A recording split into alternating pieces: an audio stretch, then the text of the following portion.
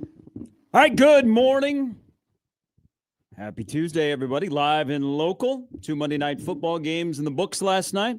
A Baker comeback and a Jim Harbaugh quote. Jim Harbaugh. I didn't.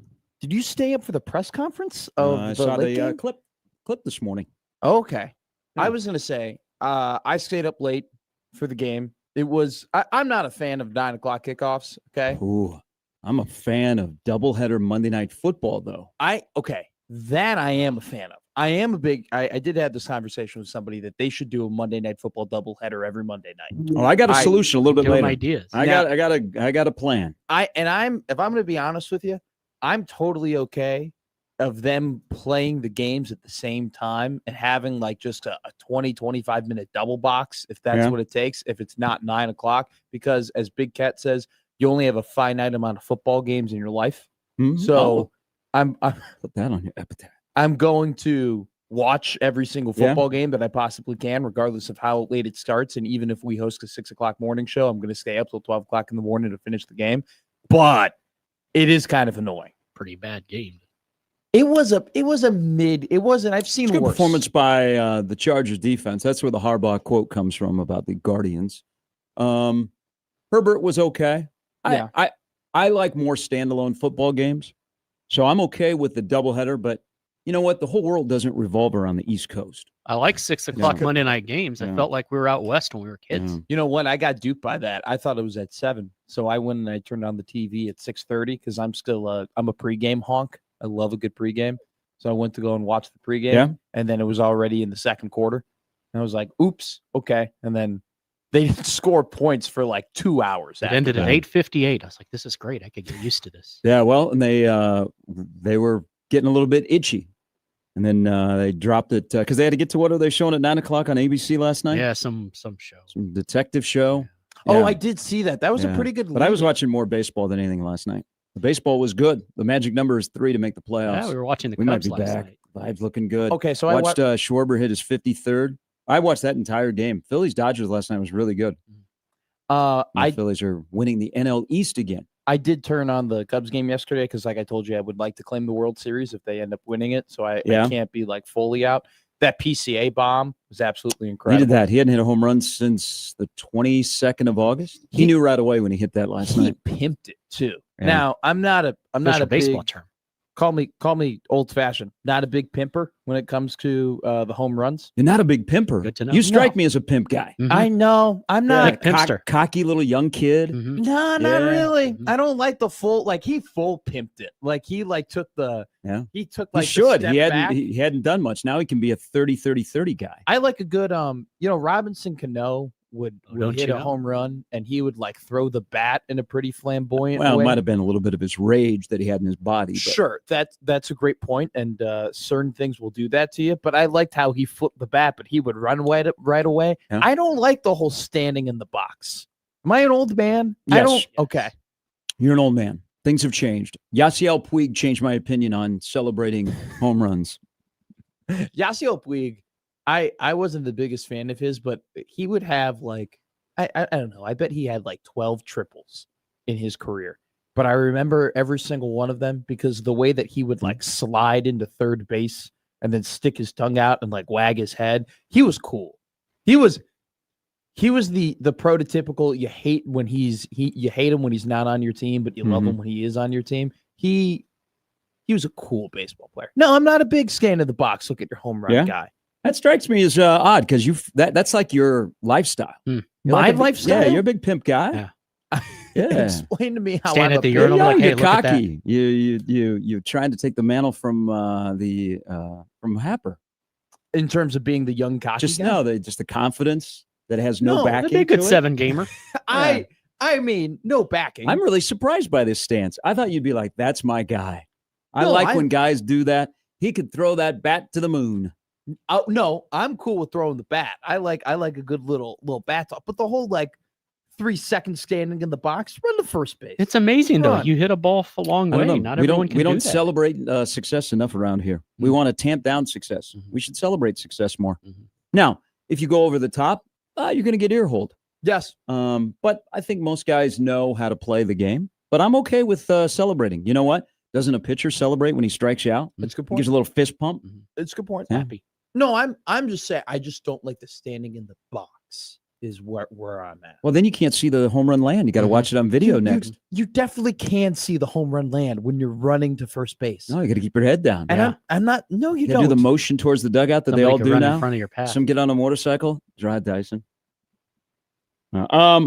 Also, we are a day closer to Michigan, Nebraska. Notice that a lot of national people have jumped on their early picks. The vibes are good for Nebraska. The line hasn't changed any, but the vibes appear to be pretty good if you're looking at national people picking games. Everybody expects it to be a close game. I was about to ask you if the line had changed at all. I wonder if the total has changed at all, because if it hasn't changed, I might bet today that the over is going to hit because I'm pretty damn confident in it. The over hits because Nebraska wins, correct? Yes. Okay. I think a 20-17 game is not where Nebraska wants to live. Not saying they can't win a game like that, but if this game scratches 30, then you feel real good about Nebraska. Like really, really. If they hit 30, it feels like a 31-17 type game. But if it's 20-17 and you're playing the game in a phone booth and Justice Haynes, rips off a long one like he did against Oklahoma, you're like, The total moved. What is it? 45.5. Okay, so it went up a point. It went up 1 point. I still might bet that. I don't know. I just have a sneaking feeling that no matter how this game is played, You might bet that. I'm going to. You wake up in the morning and start making bets. That's not true. Okay, so you wait an hour. I wake up in the morning and I look He at stretches, the board. then he does. I look at the board, okay? And then when we get done with the show, Do we need to have Mike come and visit you? No, I'm doing fine. You know where we are, Mike. You know my system, all right? Are we a little down after 3 weeks of football? Yeah. Are we recovering? Absolutely. Thank you, Bud Crawford and the New England Patriots. Screw you, Denver Broncos.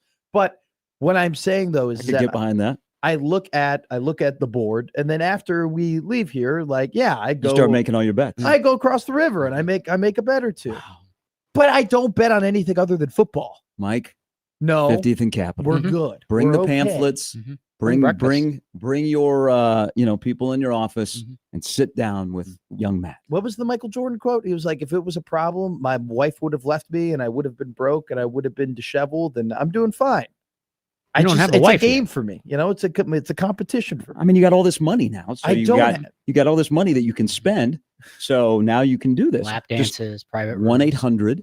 All this money Play is responsibly. all this Glitter in money your is a very face. kind way of putting it. I have more money now than I did as a broke college student. I will say also you're an adult, so the idea of paying stuff on your own and not your parents is a little bit foreign to you. No So longer. you're adjusting. No longer. That was Shout out 9 Target. months ago. Absolutely. Now we are fully there. I'm paying credit card bills. I'm paying. I just have one. I'm paying rent. Baby's first credit I'm card. paying for my cable. I pay for all my subscriptions. I pay for the family Netflix now. So the whole family Whoa. enjoys Wow. my Netflix. Money Are you making more than the family? Yeah. No, That's God, a flex. no. I didn't know if that was part of the deal. No, Like whoever's making the most money has to pay for the family Netflix deal? No. Okay. No. Peasants. At some point, my dad did say that when he's retired and I'm making more money, he wants an allowance, which Good on Pops. Yeah. Pops Shout out will Dad. get it. Pops deserves it. But no, 45.5. It went up. See, the pros are all with me. I think it'll be a 28-20 game. I don't know who's going to be at 28 and who's going to be at 20, but somebody's getting to 28 and somebody's getting to 20. Texter says you are not a problem gambler, just a bad gambler. Yes. Okay. Accurate. I am not good at gambling. So you need somebody to come mentor you in gambling. I'm gonna be real with you. I'm not good at it. All right. I like it. I enjoy it. I like reading not pamphlets on how to stop gambling, but pamphlets on the How to game and start. game previews. And I guess I have a system in my head, and the system doesn't work a lot, but I still stick with it. Well, if you won big, would you buy a Bryce Underwood Corvette? no. So Nebraska is facing a quarterback that probably has the most expensive vehicle of a quarterback that's ever played in Memorial Stadium. Can't drive that in Michigan when it snows. $120,000 Corvette Whoa. Bryce Underwood drives. It is not the Batmobile, as he was labeled as Batman, but he drives a $120,000 Corvette. I'm now on It's good to be Bryce Underwood and play football at Michigan, apparently. Too much attention. I'm on We'll have a lot on as we're a day closer. Don't forget, we have a roundtable coming up at Oscars in the noon time on Thursday, Sam McEwen's going to stop by a little bit later. Also on the docket will be Brian Christopherson. He'll make his way in, and Andy Kendi. All thoughts on Nebraska and Michigan, which in this town, we're a record-setting town. Did you know that? Yeah, I do. Record-setting town. We're going to set a record tonight, I bet. Yes, we are. So the Netflix numbers are out. Bud and Canelo. Thank you, Canelo. Thank you, Canelo. Yes. Canelo had a party where a lot of his friends, whether they be in this country or his country or in the Middle East or Europe, watched, and 41 million. Now, Netflix and Nielsen numbers are not similar. Okay. So maybe they sift through the Netflix numbers and it gets brought down, but they announced there's 41 million people, or subscribers, I should say, watch the fight. I would say a humongous majority was Canelo Alvarez fans. Oh, probably. And that's great because he invited all these people to his party, and one guy from Omaha walked in and ruined the party. So that is a record. I'm sure there'll be a lot of hot takes on boxing and its future on Netflix and pay-per-view. But also, as you were alluding to, tonight is a record night in this town. Nebraska and Creighton going to play before a sellout downtown at the Chai. Just a PSA. The place is a mess. Not inside, but outside. There is construction everywhere you look. So please plan accordingly. Seriously, it's last year during basketball season, it was that issue. And they're like, okay, they'll get through summer, get to fall, it'll be fine. No, it's worse. So please plan accordingly if you are going to be one of the 17,000 plus that are going to set an indoor record for volleyball in this country again tonight downtown. So we are in a record-setting town. Believe it or not.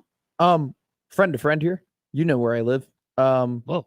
Should I walk today to the game? We should walk every day. I don't know. How long of a walk is that? You, a friend of mine, also lives in the same building, and he walks all the time downtown. So, and I was thinking, wow, that seems. How do you, first of all, get across 75 to get on a path to walk? But I guess once you cross 75, you're on the Creighton campus. Yes. So you're right, kind of in downtown. So you just, it's like 20. I think I clocked it at 27 minutes. Because from your place to the Chai? From Lefties to, of course. Well, we did it during the College World Series because the Ubers were $80, and you surge pricing. Yeah, you warned me about it too. You told me, you were like, Matt, don't take an Uber, and I'm like, no, it'll be fine. Like, I don't think it'll be that crazy. And then we looked at the Lyft app, and it was $77, and we're like, all right, guess we're walking. So we walked. It was 27 minutes from Lefties back to the place. You don't ever cross the highway. You just keep crossing a bunch of just streets, and then eventually you get on Creighton's campus. And then when you get on Creighton's campus, you just go straight shot there. But is it really that bad? Like, where is it specifically? Is it right in front of the construction? Is it right in front all of the downtown? Or it's all a big downtown. sinkhole. Well, because it's the streetcar. Yeah. That's crazy. Subway. Yeah. That's L trains. Guess I'm walking. Yeah, walk. You should walk. You can walk at night through that neighborhood that is between your house and the Chai. Good for your blood sugar. Are you being sarcastic, or is that great neighborhood? Fantastic neighborhood. I would say stop in the McDonald's and just hang out all day. I don't think you're being serious here. Should Especially I at actually night? be worried? Should I not walk back at night, or should I? See what happens. Live dangerously. Well, no. I mean, it's not. See, I can't. Content. Because people know me too well here. Because I was about to pull the Chicago card of like, I've walked back at night in Chicago, but I grew up in the safer part of Chicago. You grew up in the part of Chicago where the National Guard will not be coming, is what you're saying. Okay. No, God, no. We don't have You're that. encouraged to walk outside. Yeah, it was actually a pleasant walking around in Skokie, Illinois. They actually have a lot of you would love it there. They have. I've seen pictures. They they have have like a nice little. It's probably like very similar to where I grew up. Dean and DeLuca. They have a lot of great paths, a lot of good forest preserves. You've been forest trails. We call them forest preserves. You don't call them trails? No, we call them preserves and paths. Okay, and not so much trails. It's a lot of dirt. But then they see a forest preserve is in Illinois. It's either made for walking or it's made for golfing. They do one of those. They either make a nice trail or a nice path and you walk through the path, or they make a golf course and they charge you way too much money for you to play there. Okay. And they don't cut the grass, and the rough is disgusting. You know what? I would actually. You should drive because someone just told me that it's supposed to rain today. Oh yes. Oh, it's gonna rain? They did say that. It happens from time to time. So I would not. All right, coming up on the show. Also, speaking of Nebraska and Creighton volleyball playing tonight, sold out crowd. Check out the prices on the secondary market. Like this is Nebraska Creighton regular season volleyball, not postseason volleyball, not the Final Four. Which, you know what, it'd be tough to watch on TV tonight or in person and go, man, that place is packed. Why don't they get a Final Four?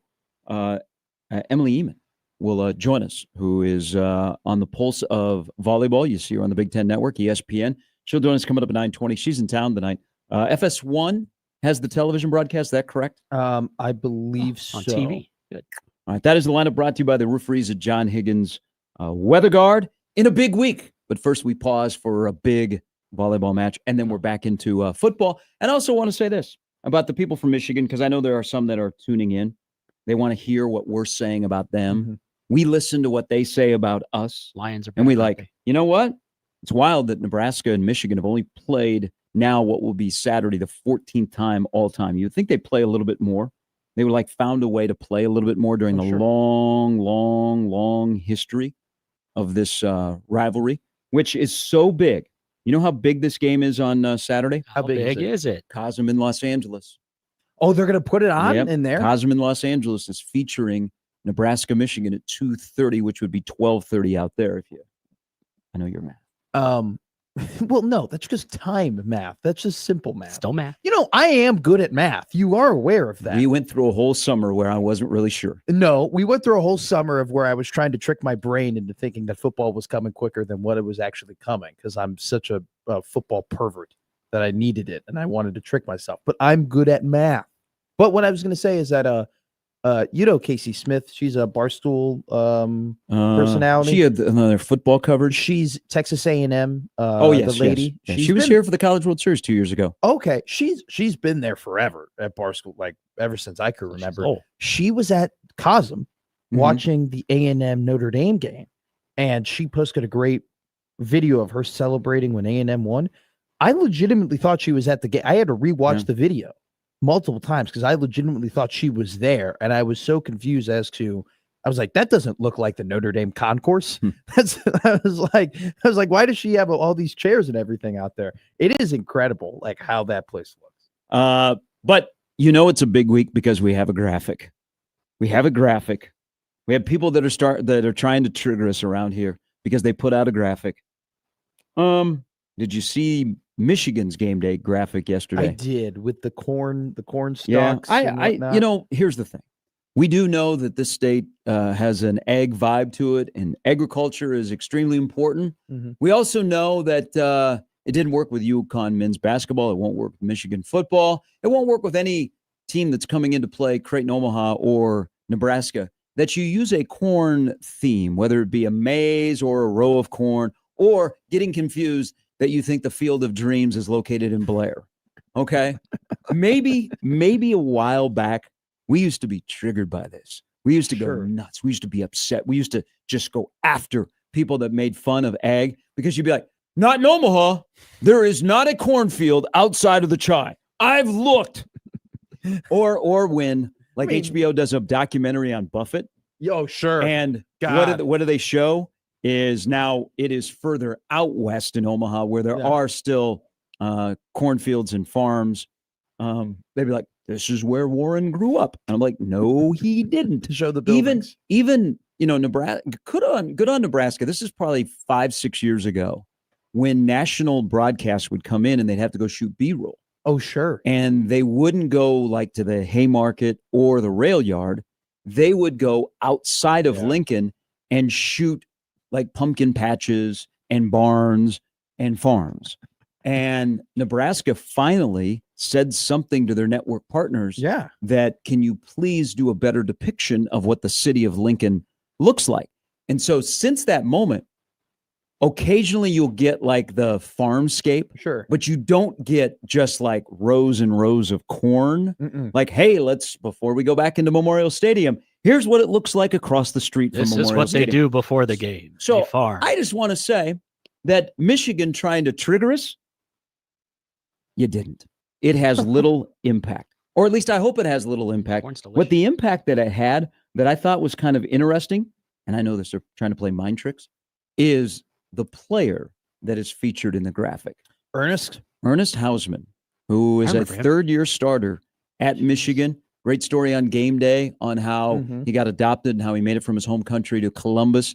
Not even a mention of his 1 year at Nebraska, but he's one of the rare guys that this will be multiple times that he will play Nebraska, and he's their leading tackler. He's got 20 tackles in 3 games. I thought that was okay. I see what you're doing, Michigan, but sorry, it doesn't work anymore. It does not work. It doesn't. We're not outraged. Okay.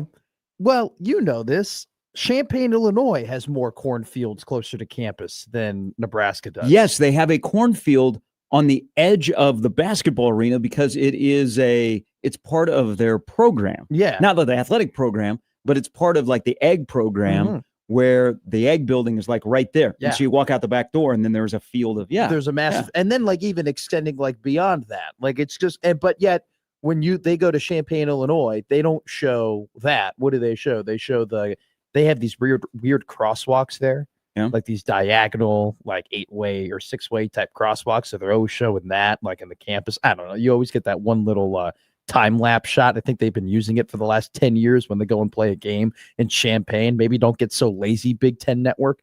But no, I mean, it's when I would see the corn shots for Nebraska, I would think, are they going up to Lee County to like go and take those shots? Like you gotta travel a little bit outside of Lincoln to get those things, you know? And I think people are pretty, I don't think you're sick and tired of it, but it's not everything that Nebraska is about.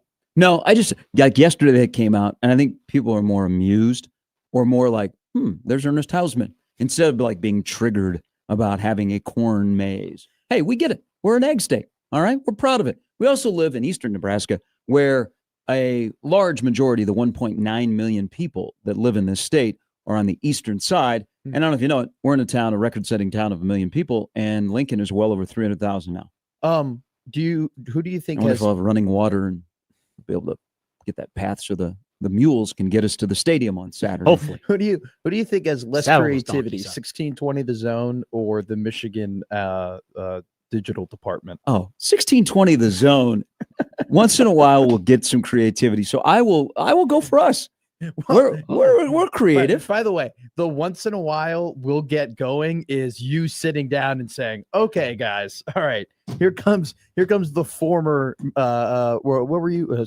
What were the Miracle? Dead or Canadian? Yes. That's Yeah, the name. you're like, here comes the promotions director of the Miracle here to sit down and actually come up with an idea." We just, we're getting there. We have the Connor Scallions Roundtable on Thursday. The Connor Scallions what they called Memorial it? Square Roundtable at Oscar's Pizza. That will be fun. It will be fun. I don't get the Connor Stallions connection. Well, because Connor Scallions, I don't know if you know, he was formerly an analyst that stole signs for Michigan. So Big we have Michigan a sign fan. stealer that'll be on the panel? No. We're doing it in memoriam of his career. Oh.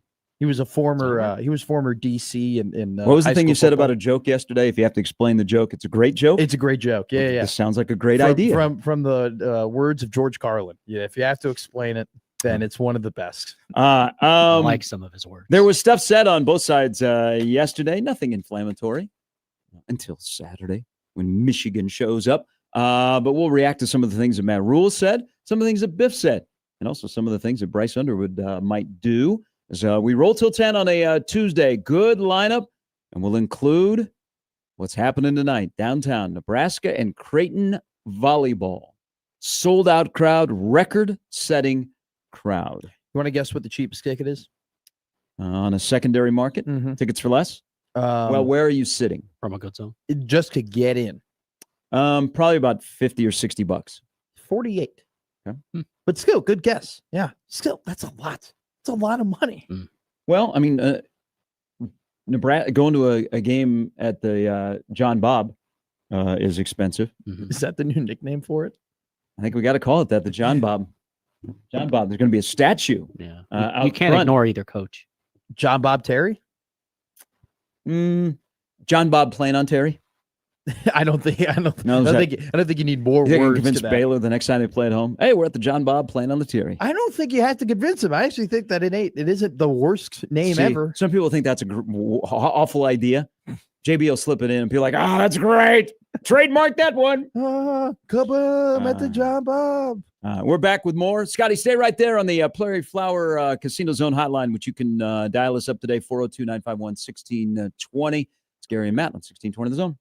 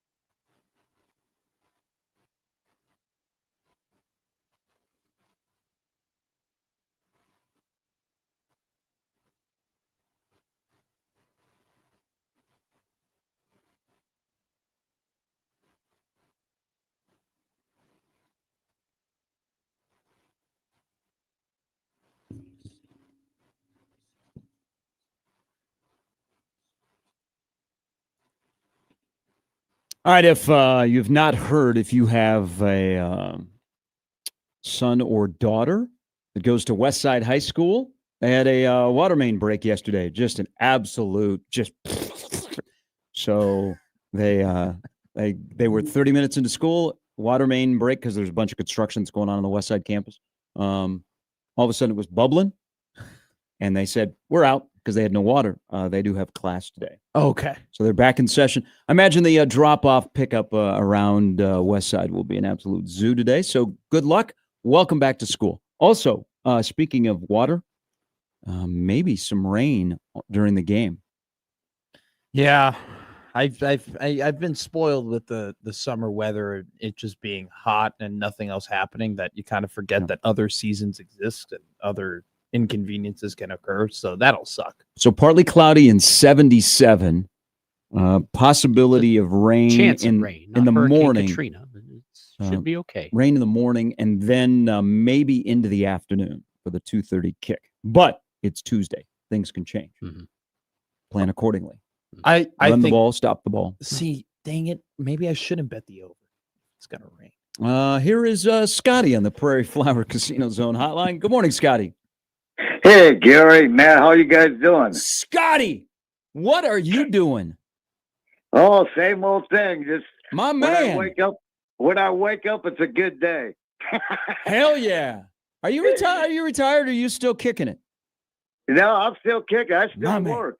All right. Oh yeah. Hey, I got 2 or 3 comments.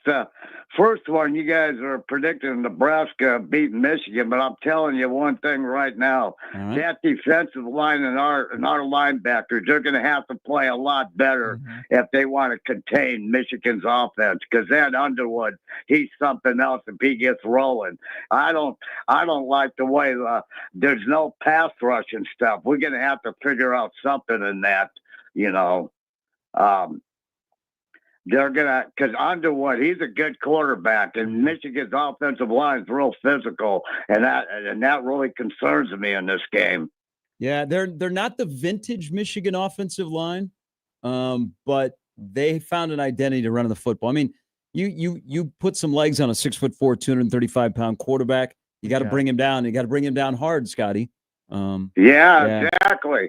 I was wondering maybe they need to change up the defense a little bit and give Michigan a different look in that game. Well, I think they will. I think John Butler will go into his bag, but sometimes it's just mano on mano. Mm-hmm. You know, you're just overpowering your individual matchup. The curious thing will be how many design runs for Underwood compared to improvisation, where he just takes off. Like, what is more dangerous to Nebraska? Their quarterback runs, or when Underwood just says, you know what, let's play some playground and gets out and starts running. Oh, yeah, because that's what I think he's going to run a lot in this game. They showed it last week against that powder puff team they played, but I think he's going to be running a lot in this game. Well, they've given him they've given him the green light to run. I mean, that's a no-brainer. So hey, and then the other thing I want about Nebraska's volleyball coach, Danny Kelly, the best-looking women's volleyball coach in the country. And this is coming from an old hippie from the 60s that went to Woodstock, so I know good-looking woman. yes, I will pass that along to her husband, Lane, who's a former Nebraska football player. Yeah, I envy Lane. He has good taste in women. Yes, he does. All right, Scotty. Hey, I appreciate the call. It's been a while. No, wait, you're not done?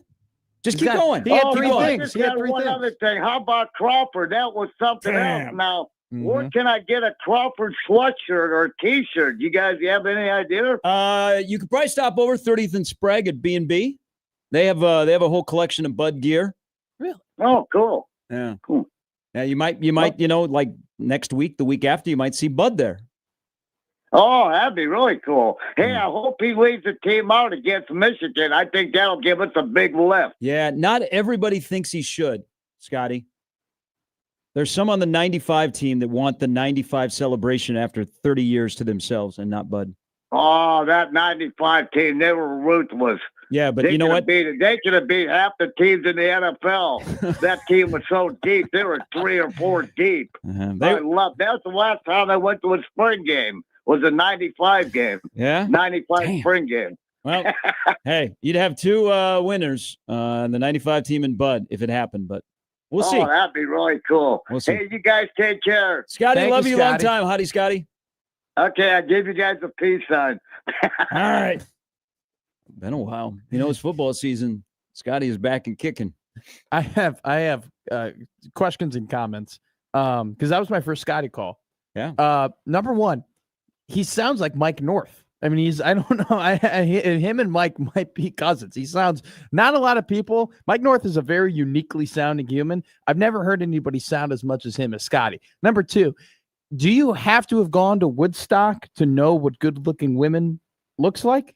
The variety of women that were at Woodstock 1 and 2. Okay. I don't know. I think you could just, you know what? I think you could just walk down the street in Omaha. Oh, I agree with that. Yeah. Be careful. It's under construction. Bring your umbrella.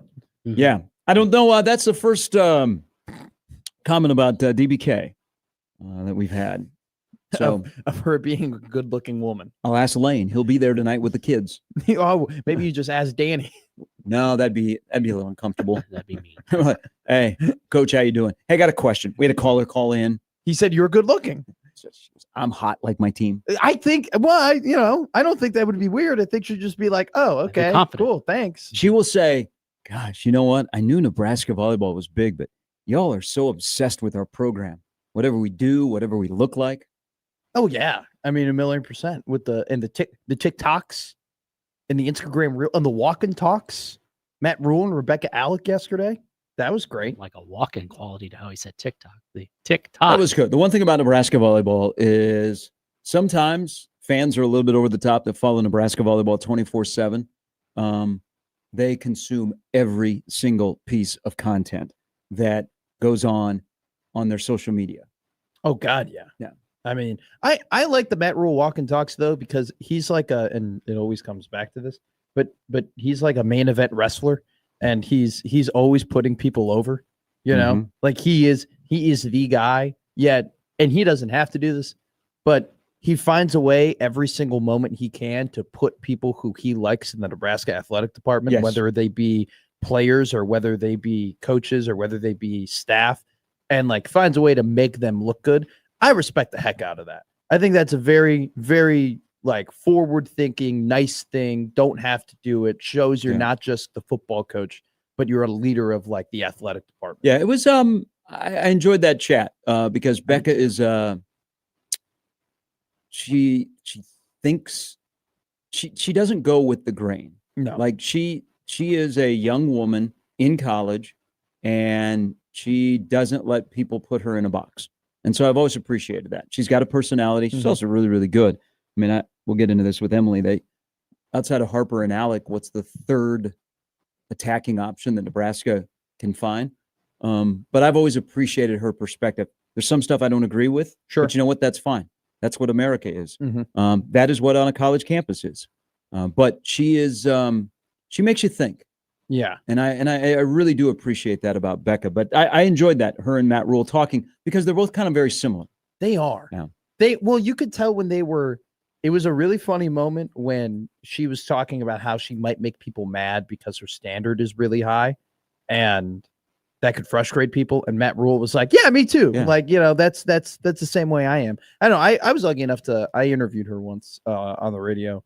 And like you said, she has very strong opinions on things, and definitely, not everybody is going to agree with her opinions, but she is an incredibly like forward-thinking human, and also, she's very open to discussion. Like if you disagree with me, doesn't mean I hate you. Sure. If you're a teammate, I mean, the obsession that people are having about social media between two teammates, Harper Murray and Becca Alec, is unreal. I couldn't just agree because more. you disagree with somebody that doesn't agree with you. I mean, I have what's going to happen tonight? I mean, are people going to boo Harper Murray? People are really upset at Harper Murray. I'm getting like I was too busy this weekend to pay attention, but people are like, hey man, what's going on? Of social media likes and well, are people going to boo Harper Murray tonight? Well, you're going to be like, what if Nebraska has a kill and Harper Murray and Becca Alec hug each other? You're going to be like, oh, when did it become stop weird? The session, man. Dude, I don't know, Gary, when did it become weird to be friends with people who might have different views than you? I don't understand why. Like when why did it become a thing? Yeah, I mean, why can't you? No. When did it become a thing for it to be weird? Like for it to be like, oh my God, About Becca 10 and years Harper ago. are hugging each other, even though that they think differently. What do you mean? What do you mean that's weird? What do you mean you're shocked by that? You can have different opinions. You can look at the world in a different way and still be friends. It's still like, it's not like I'm talking to our listeners, by the way, right now. I'm just saying in general that just the fact that there are some people who might think that definitely is incredibly frustrating. I'm sure, but should not be surprised. The obsession with athletes' social media and following every single thing they do, not knowing what they're talking about or what they're doing or what they're thinking as 18 to 23-year-old men and women. On a side note, back to Scotty's comments. If there is a gentleman named Justice Haynes, who is he the leading rusher in the Big Ten in terms of yards? I think that's, I think I'll write that down. Yeah, so he's the number one rusher in terms of yards in the Big Ten. He's got 388 and he scored 5 times. He has one of those carries as a 75-yard run against Oklahoma. He's the top running back for Michigan, if you didn't know. He transferred from Alabama. If he is the best player in this game, Nebraska is in trouble, and it is not going good. But of those yards that he has racked up, there's only about 3 or 4. There's 3 or 4 that account for a large chunk of those. The thing about the run defense, and that's still one of the things that is still out there to fix through 3 games, and this is a game to do it because the amount of volume that Michigan will run, I mean, it's going to be a very physical game. Michigan ran the ball 50-plus times last time. I expect them to run the ball a lot. But where this game comes down to Michigan having success running the football from their end against Nebraska, what do they do on first down? Akron was able to run the ball on first down. Houston Christian had success running the ball on first down. That is something to watch in this game of if Michigan is not sitting in 2nd and 7, but instead they're sitting in 2nd and 4. And then all of a sudden Underwood's legs come into play and they can mess around with a second down, or they just keep going downhill. That's something to worry about. Well, they lost that Oklahoma game, in my opinion, because they got themselves too often in a 3rd and 6 and then 3rd and 7, and they put themselves in an obvious passing situation. And you had Brett Venables dial up some sort of blitz that got a very incredibly inexperienced and young quarterback out of sorts. Like Oklahoma, minus that one big run you're talking about, did a pretty good job of just, all right, hey, just 2-yard gain, 3-yard gain, 4-yard gain. Like they kind of put Michigan in the purgatory of, well, you're not gashing us, but you can't abandon this because this seems like the only efficient way that you're currently getting yards. But quick little stat, Justice Haynes, 7.9 yards per carry. Bryce Underwood, 7.7 yards per carry. I mean, it's not probably the most dangerous duo that you're going to face in Big Ten play when it comes to running on the ground. But they've had 3 weeks to like kind of sort the things out and adjust from the mistakes they might have made against Sorsby. So, well, mistakes, or this is just a thing. John Butler doesn't see running quarterbacks.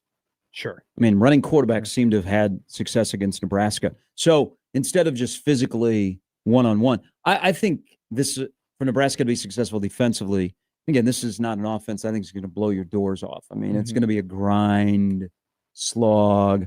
If Nebraska can turn into a little bit of track meet, I like that. But Nebraska may not play with a lot of tempo. What does Nebraska do with the rotation of defensive linemen?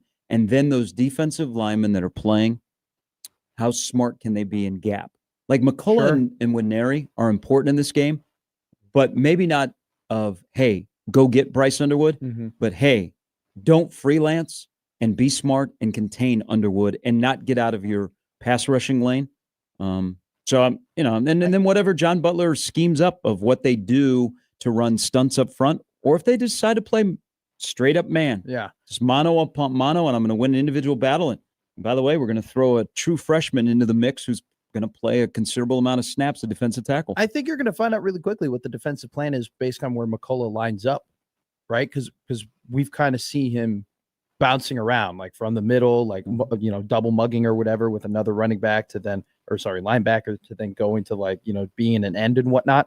it'll be interesting if, hey, we're going to line them up more in the middle because we think you're going to run in between the tackles. Now, Michigan's right guard didn't play last week. He was banged up. He'll be back, but their left guard, he's going to be out. So they are kind of banged up front. So it'll be interesting to see if they adjust there. If Michigan is successful just running the ball and it doesn't involve the quarterback run game, that's bad.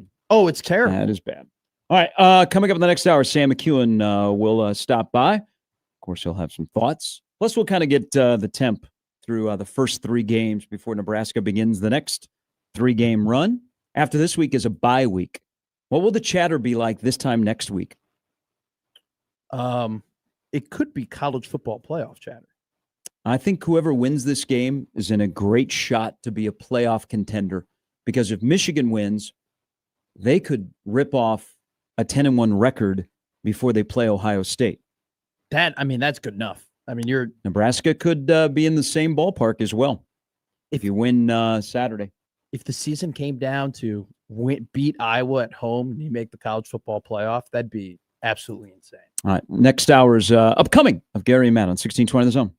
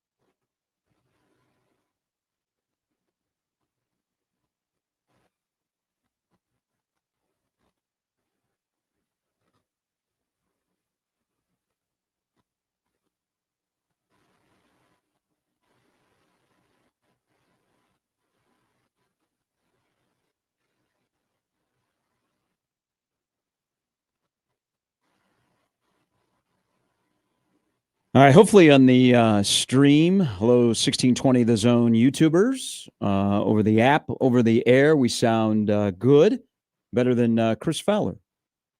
Whoa, what about Chris Fowler? What happened? You didn't notice his voice last night? That was Chris Fowler around the That was Chris Chargers Fowler. Raiders game? Yeah, you looked it up yesterday. I thought it was a different dude with how No. it sounded. I was like, oh, I wonder who this new guy is. It didn't sound anything like Chris Fowler. Yeah, I think it's allergies. So it sounded really, really bad.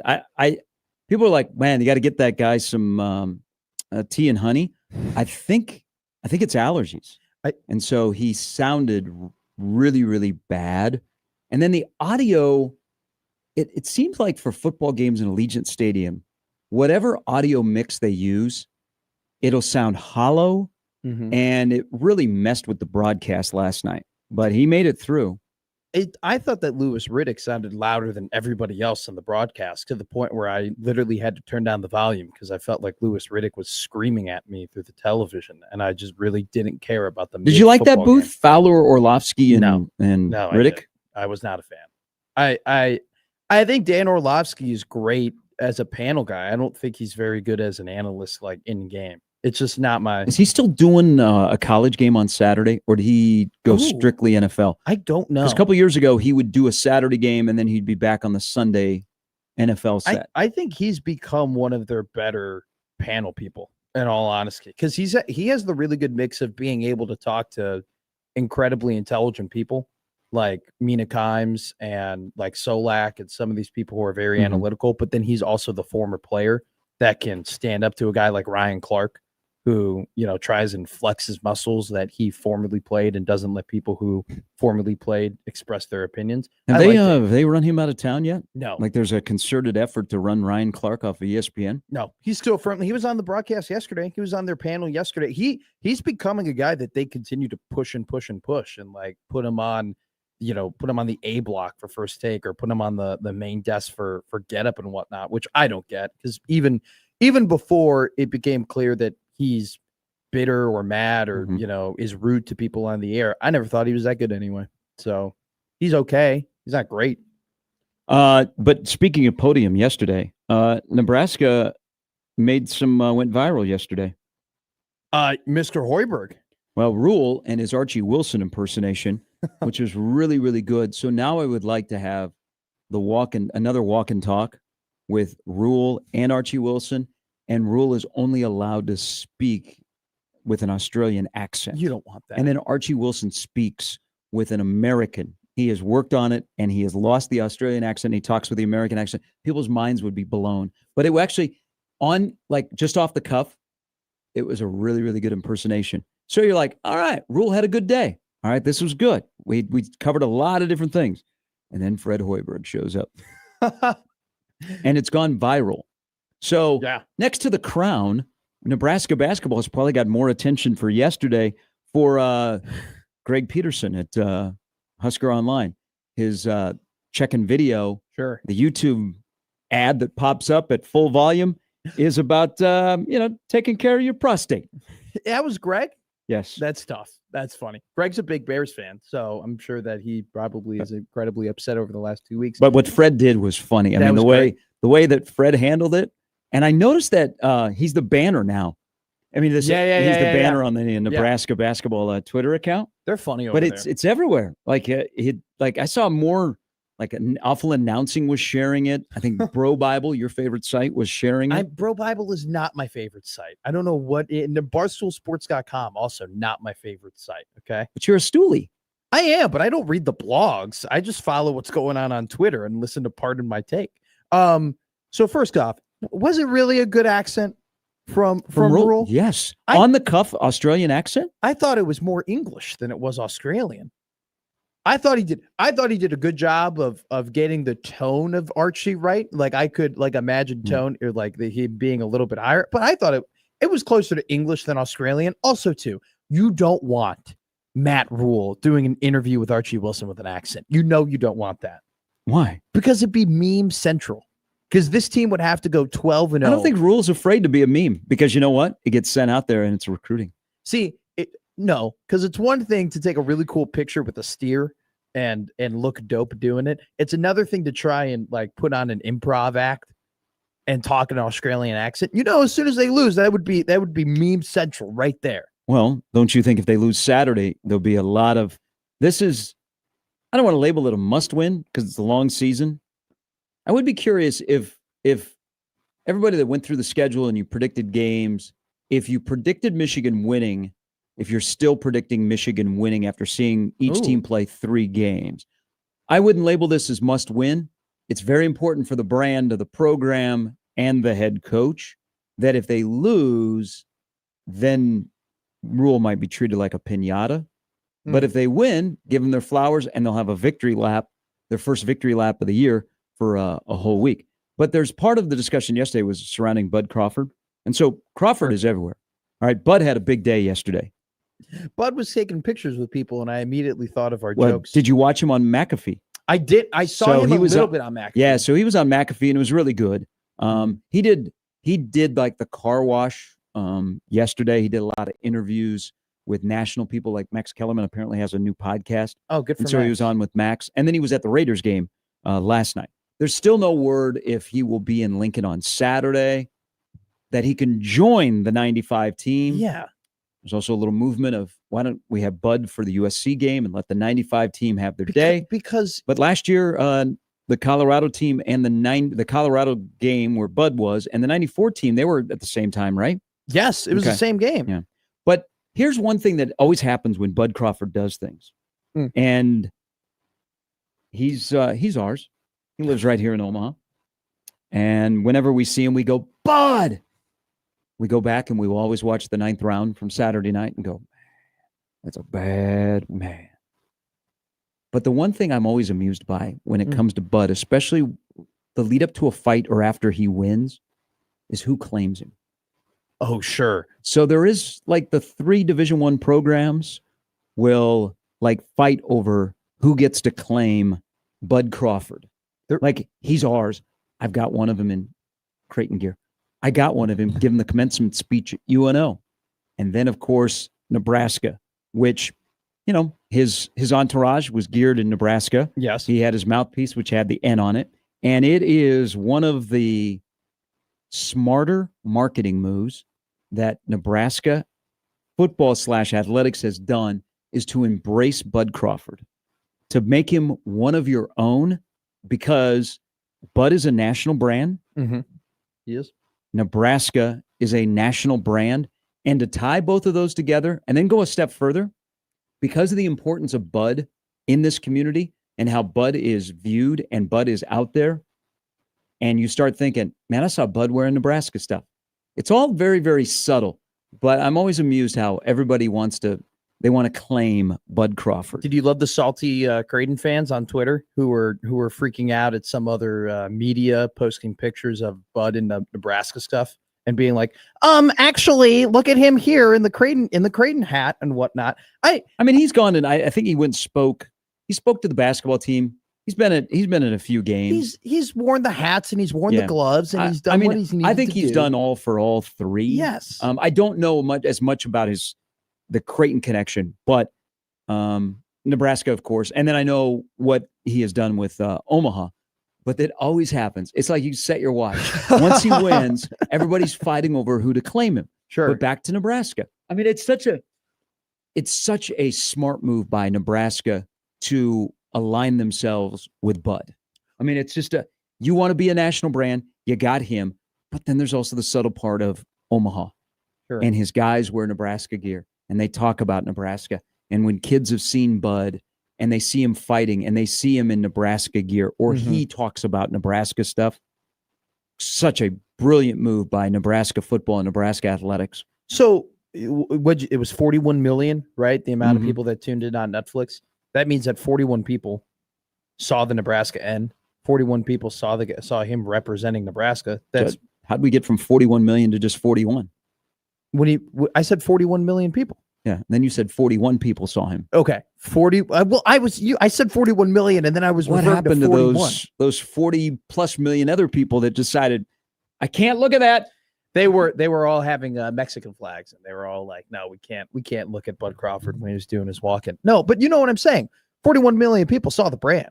I mean, that's a lot in a given football season, right? It's a big total of how many people watch Nebraska football in a given year, and in one event, you were able to see that, and he was able to represent them. And I'm sure that out of the 41 million people, there were a lot of them who probably didn't really know what Bud Crawford looked like, or like who he was, or like what he was all about, or how good he was at boxing. You think so? I'm not saying 30 out of the 40 million, but I think there were probably 5 to 10 million people who tuned into the fight because, oh, my friends are talking about that there's this big fight on Netflix, and I know who Canelo Alvarez is, and I've heard of him, and oh, this is a really big fight. I'm sure Bud was definitely exposed to millions of people who weren't too familiar with him.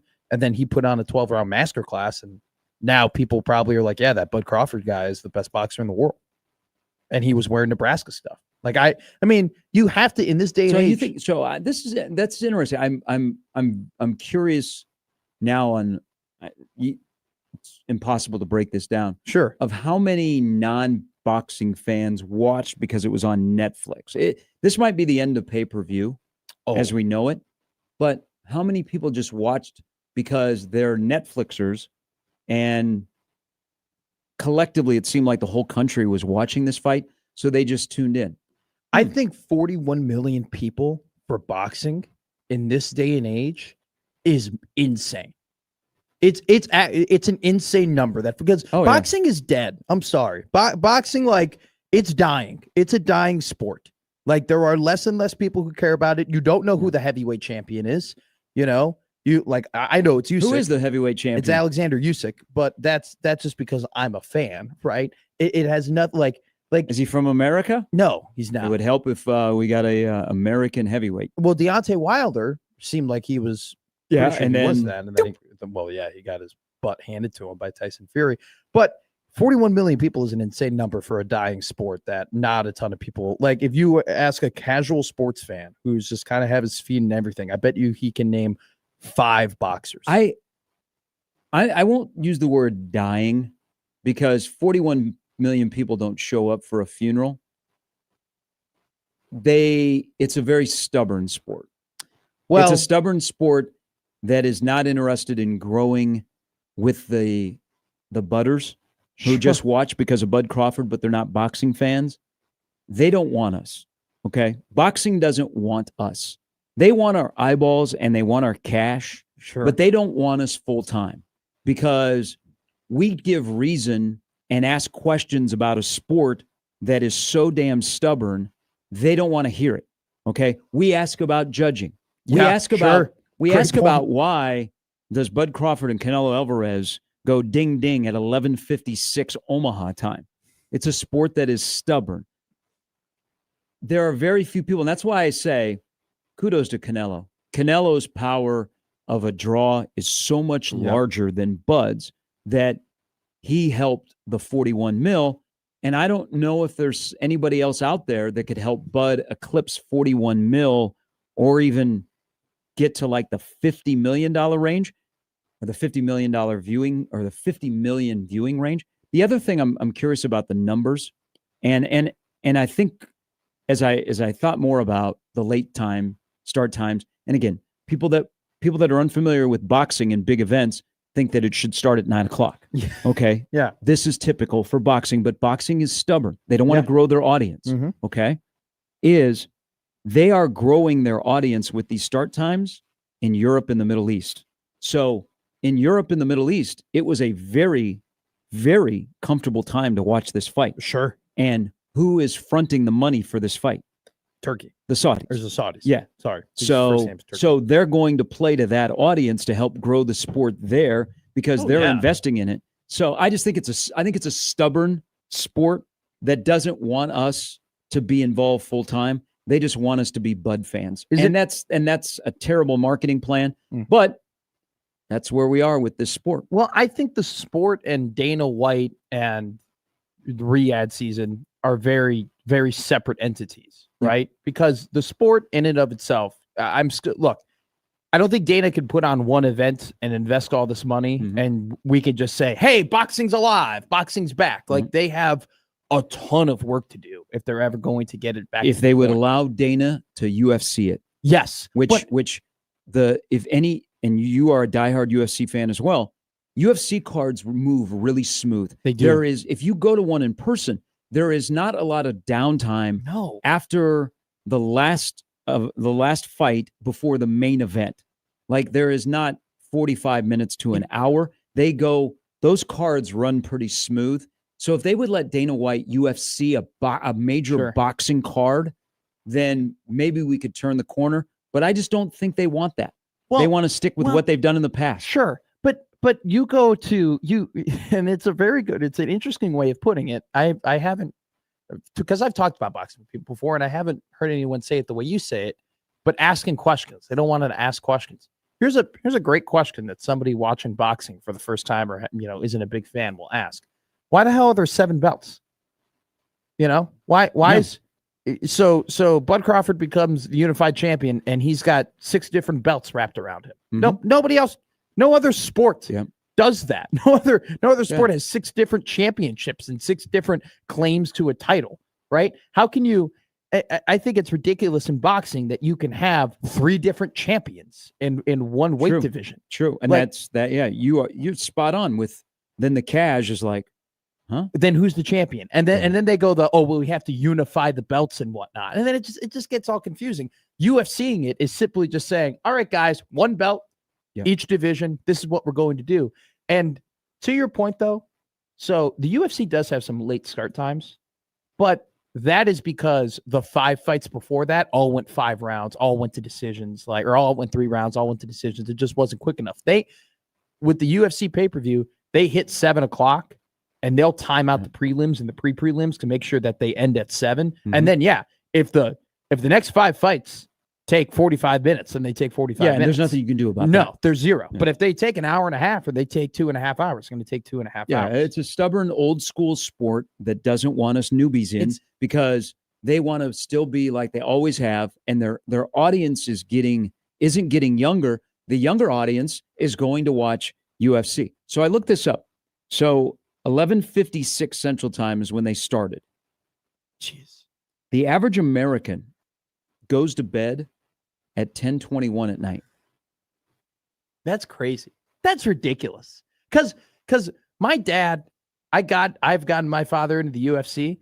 There are times where he's like, man, I'm not going to buy the fight tonight because I know that I'm not going to stay up for it. Like I know that I'm just not going to be able to watch it. This is it, and you know this too. This is a sport that the people who are at the top, who are making decisions, have made so much money, and they continue to make money, and they don't care that everything around it is collapsing and everything around it is falling, and not as many people care anymore. As long as that they're getting the cash in their pocket, they couldn't give 2 damns, and it's ridiculous. And that's how things die when you just don't tend to it anymore.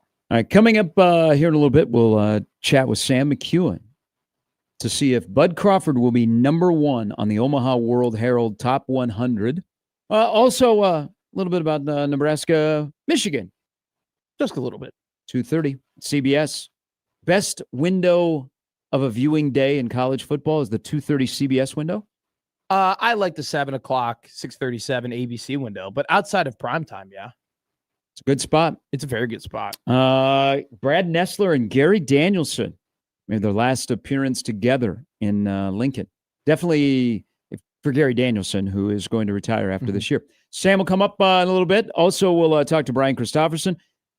A little pretty important volleyball match going on tonight downtown, where the highest ticket price to sit about 6 rows up from the floor on a secondary market, $275. For a regular season volleyball match. That's crazy. Welcome to Nebraska. Emily Amon will join us as well on 1620 The Zone.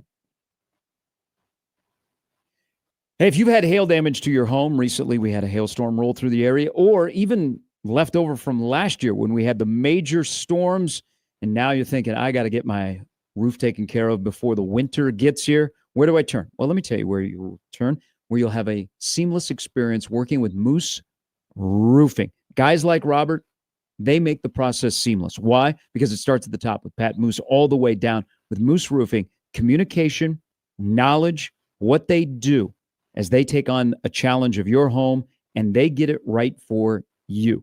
They'll come to your home after you schedule an inspection. They'll sit down and they get to know you, first of all, and then they'll get to know your needs. They'll get on your roof. They'll get in your attic. They'll take videos. They'll take pictures, and they will work with your insurance company. If your insurance company is giving you a hard time, even Pat, the owner, he'll pick up the phone and say, this is what our customer needs. This is what we can do. This is what we got to have. That's what they do. And then they go to work, top to bottom, communication, performance. That's why they've been in business for 30 years with top-notch ratings, the MVPs of roofing in Omaha, Moose Roofing. So if your home is in need of a new roof, you just need to have it looked at, or you're moving and you want to enhance the value with a new roof, Moose Roofing is the place to go. They're here before the storm, during the storm, and after the storm. To schedule an inspection today, log on to mooseroofing.com.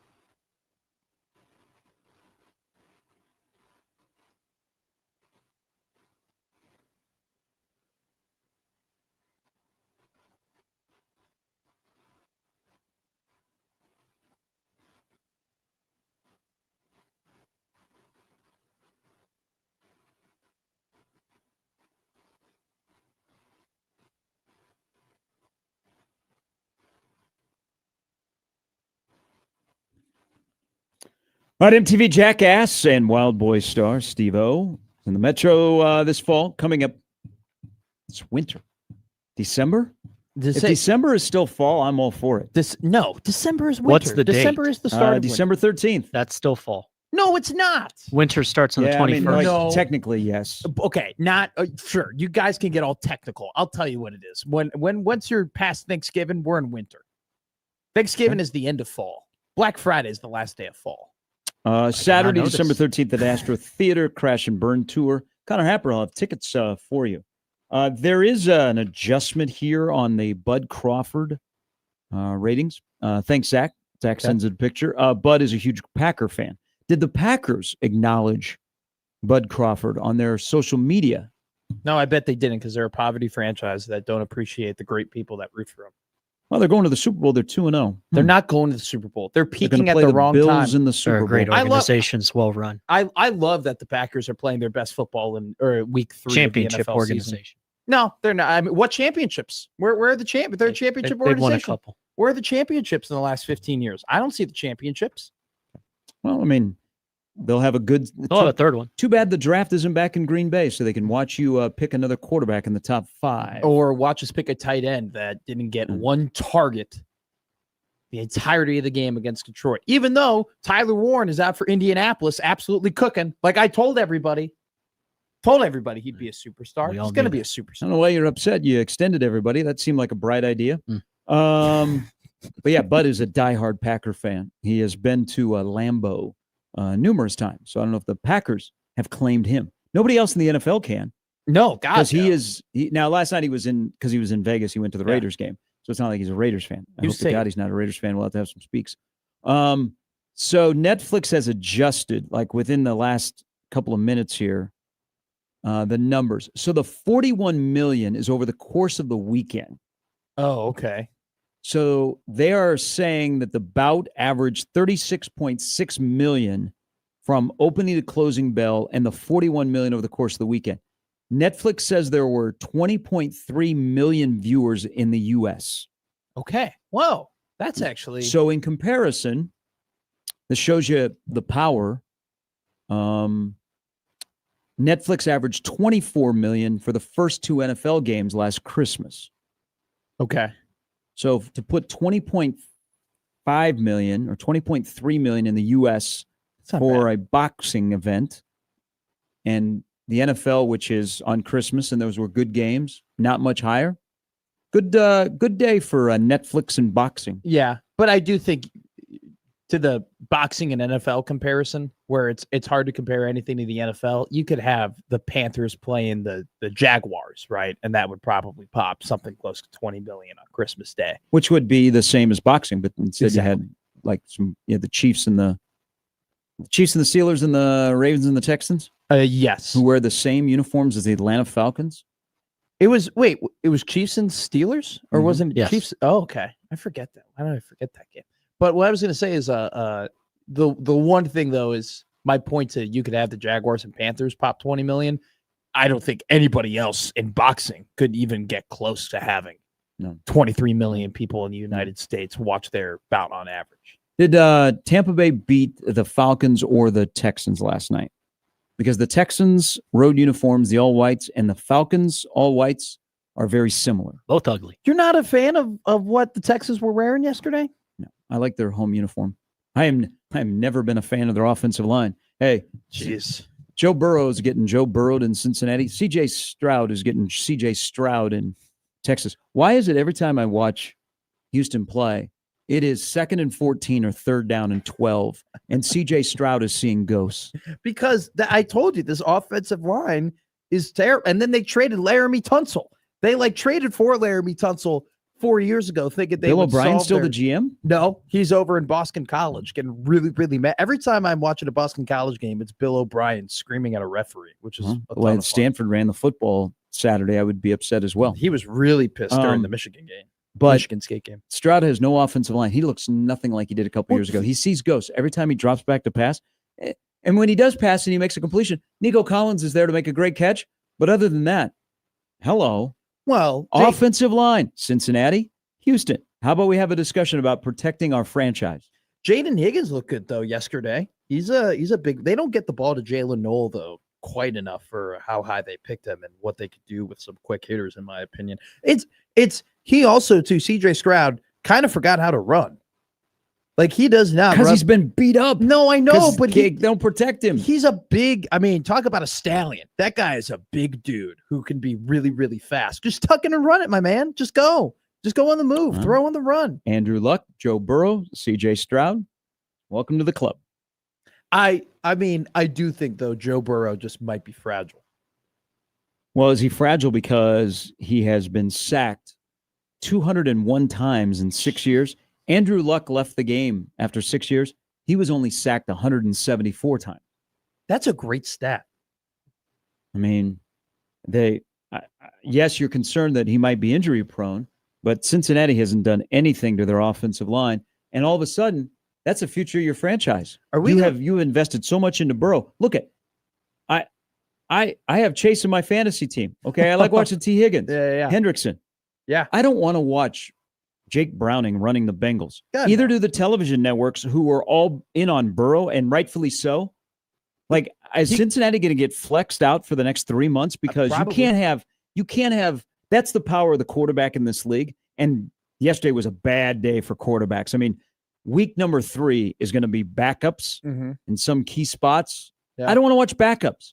Okay, I don't want to watch Cincinnati. I don't want to watch Cincinnati without Burrow as the quarterback. I'll watch Mac Jones run the San Francisco 49ers. I was thoroughly entertained by watching Mac Jones run backups are backups in the NFL for a reason. No, we pay our quarterbacks big time money.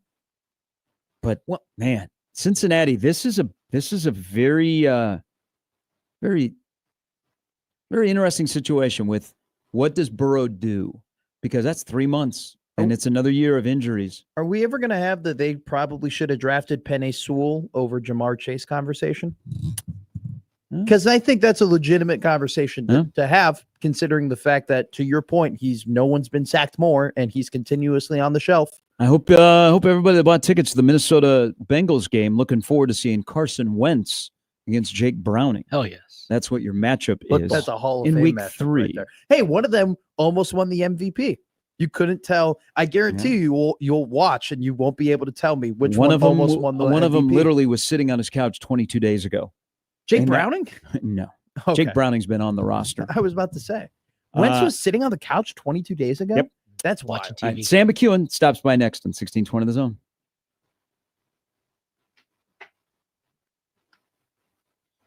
Football is back, and Underdog is the best place to make picks and win money all season long, and you can play right now in Nebraska. It's easy. Just pick whether your favorite players go higher or lower on stats like touchdowns, receiving yards, interceptions, and more. If you get your picks right, you can win up to 5,000 times your cash. You can play with as little as $1. This week on Underdog, just gave it away. Bengals, Vikings, backup quarterbacks. Oh, you can see the stink already. Everybody goes low. That's how it'll go. Download the app today. Sign up with promo code ZONE to score $50 in bonus funds when you play your first $5. That's promo code ZONE. Millions of fans have already won billions making picks on Underdog. Will you be next? Underdog. Make picks, win money. Must be 19 plus and present in Nebraska. Terms apply. See assets.underdogfantasy.com/web/play and get terms. _DFS. _.html for details. Concerned with your play? Call 1-800-GAMBLER. Visit ncpgambling.org.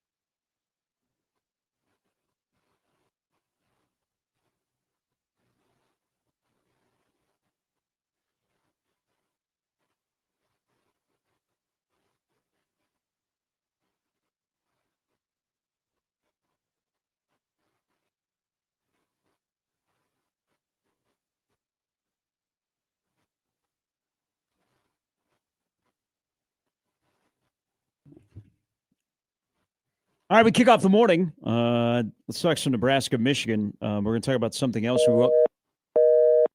Okay. That might be him calling then. Okay. I don't want to answer that if it's not. That'd be fun if we interviewed like just a random caller.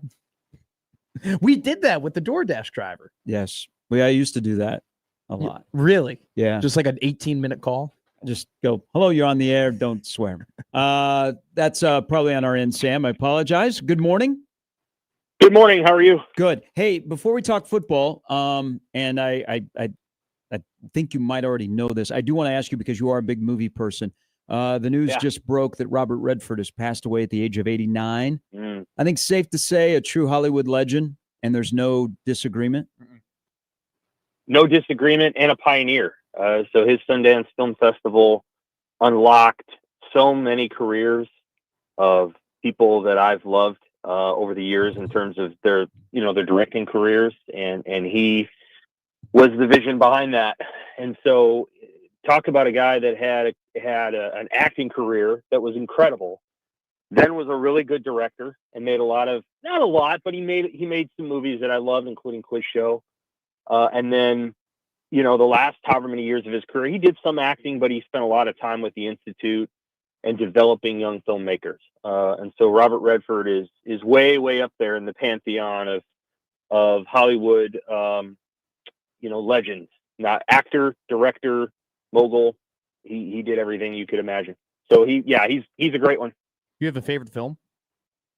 Well, that he directed, it would be Quiz Show. He's not in that movie. Sure. One that he was in. Butch and Sundance. Sundance. I think that movie's not just good because of him, but Paul Newman that's probably one. I think the one that a lot of people haven't seen or don't remember would be 3 Days of Condor, which is a 70s movie, kind of a conspiracy thriller, paranoia movie that's way past. And then A River Runs Through It, which he narrates and also directs. But that's another one that I think I really remember. So those three are the four that I think of. Yeah. I did not catch The Natural in there. Love the movie, but if you're giving me a 4, as they say in the letterbox vernacular, those are the 4 that he was involved with. I think those are probably the 4 that I would think of. I love. I mean, The Natural's a fine movie, but the 4 that I mentioned are probably the 4 that I think of the most. And then his relationship with Sundance. I mean, he helped launch the careers of Steven Soderbergh and Paul Thomas Anderson. And those are 2 of the top 5 to 7 directors of the last 40 years. So I mean, that's a big deal. And so he had a hand in that, and that's pretty sweet. Hey, Saturday isn't close to being labeled a must-win for Nebraska, is it? No, but it's one of those deals where it's like, what an opportunity. And these are the games that I think if you win them, you can take a big jump forward. And so in a way, it's more important than a must-win game, because here's an opportunity to take a leap. And early in Devaney's career, he had a game against Michigan, and that happened, and they were able to. I know Michigan wasn't very good the year that they beat him, I think in 62, but it was almost like, here we go. And Devaney never really went backwards. So I think that's part of what this is an opportunity to go win a game. That would be a big deal. And in doing that, everybody kind of looks around and goes, now we're going to take off. I like now we're going to take off. Sam, I like looking at your AP poll because I think, number one, you looking at it, I can tell that you watch the games, and I think you do a really good job of not allowing the preseason rankings to kind of cloud some of your judgment. You have Nebraska ranked ahead of Michigan. I do. I just want to hear your thoughts on that. And should Nebraska be favored in this game, in your opinion? Well, I think Nebraska probably should be favored by a tiny bit. It's a toss-up game for sure. Understand that, like, some of what I'm doing with my poll is not merely a power ranking, but going off of what I've seen of the teams and my reflection on how they're doing from a statistics and a data and analytics standpoint. Nebraska's really good based on some of the wins that they've gotten and what Cincinnati's done since they lost to Nebraska. So, like, I do pay attention to data. The eye test matters to me too, but I think what Nebraska's been able to accomplish is more notable than Michigan and Indiana. Now, if you put Nebraska and Indiana on a field, I don't know that I'd pick Nebraska. So that's why like the poll is reflective from my perspective more than it's directive. And so there's going to be some really interesting football games this week. Auburn's playing Texas A&M. Yeah.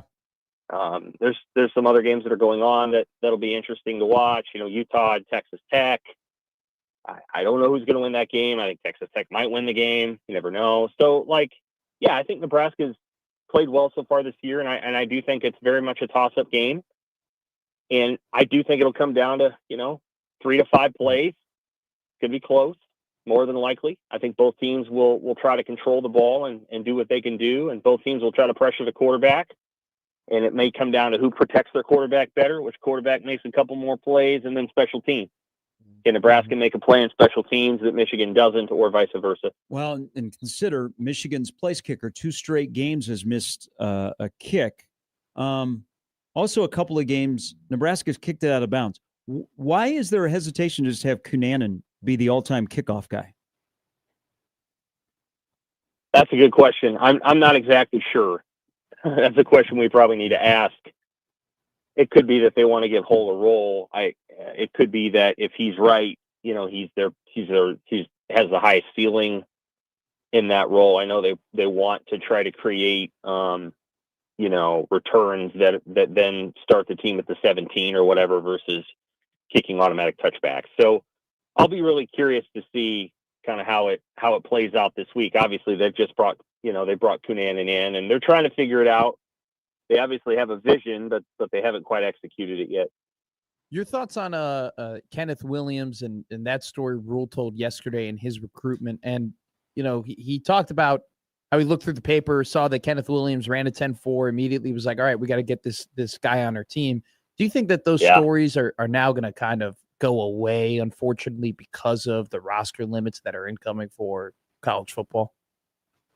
I think sometimes there'll be some opportunities for those things to happen, and you never know. The roster limits may change; they may go back up when we have different laws in place. I think 120 is the right number for a roster limit. I think 150 is not, and 120 would be good. There was a misunderstanding, I think, in the way that people thought the thing was going to be applied. I think there was a fear that if it was 120, there was going to be teams are going to scholarship 120 guys, and that's just not what's going to happen. That's not how the system was going to evolve. So I think market forces would have created at almost every school a 115 to 120 man roster as it was. Maybe Nebraska would have tried to maintain a larger one, but I think that'd be the right number. Now, we'll see if stories like Kenneth Williams go away. I know Nebraska's committed to trying to find guys who can help the team in key ways and dedicate themselves to a role, so that it's not just about, well, we're going to take all of our starters and we're going to go and see if we can get them hurt on kickoff return.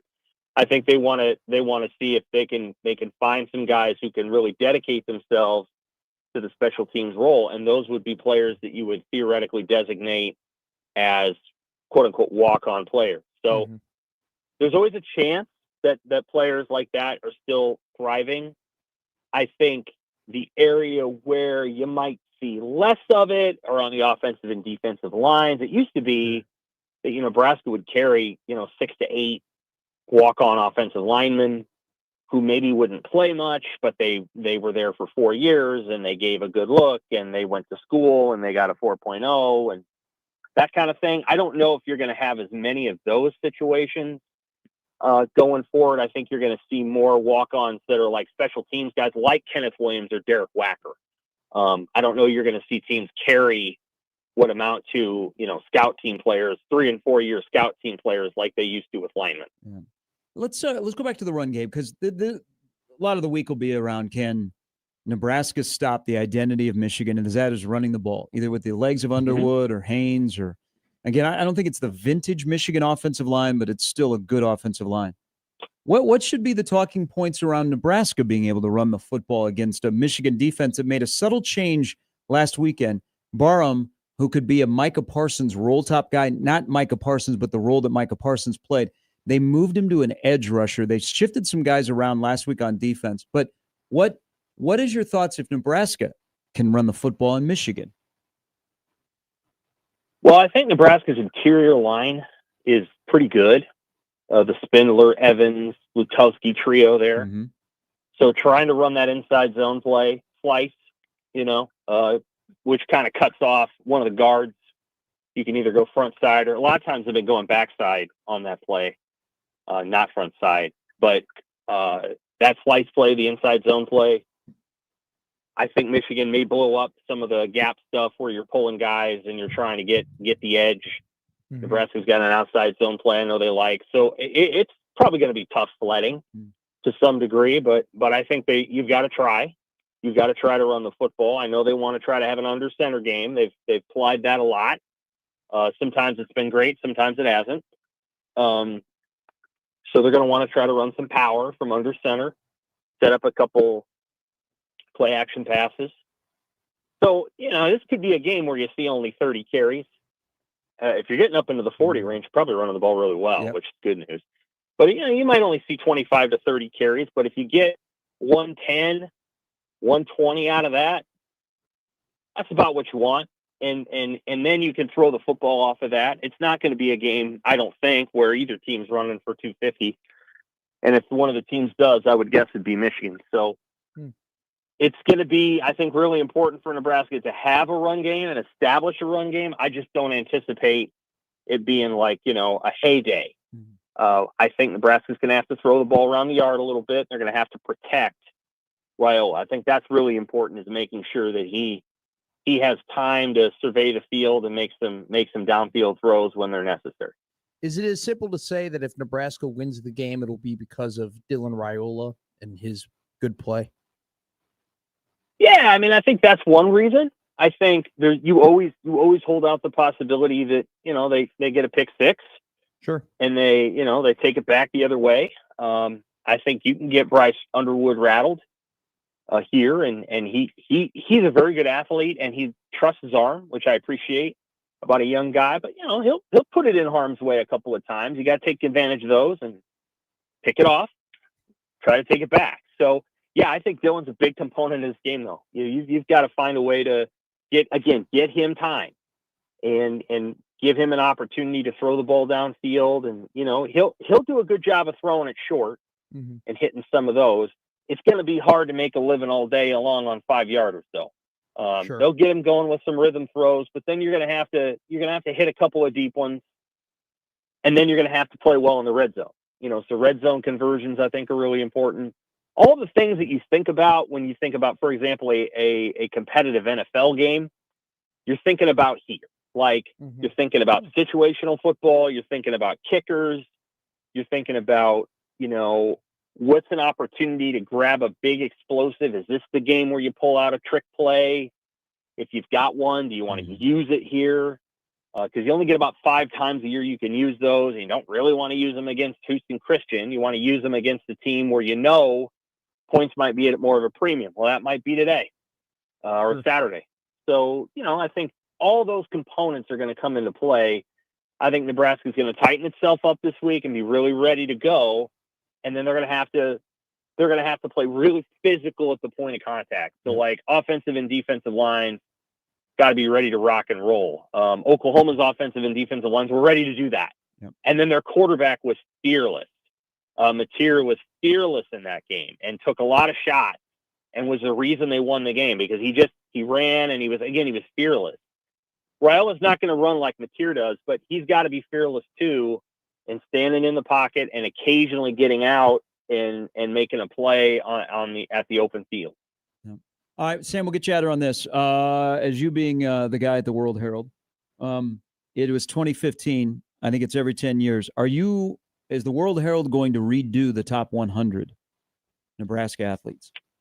We are. Okay. Yeah. Nice. We're going to do it this summer. I think we chose to move it back a little bit. Okay. And I'm glad that we did. It gave us an opportunity to see Bud Crawford, fight Canelo Alvarez. Obviously, Bud, I think, was 35th the last time we did it. And he'll be moving up.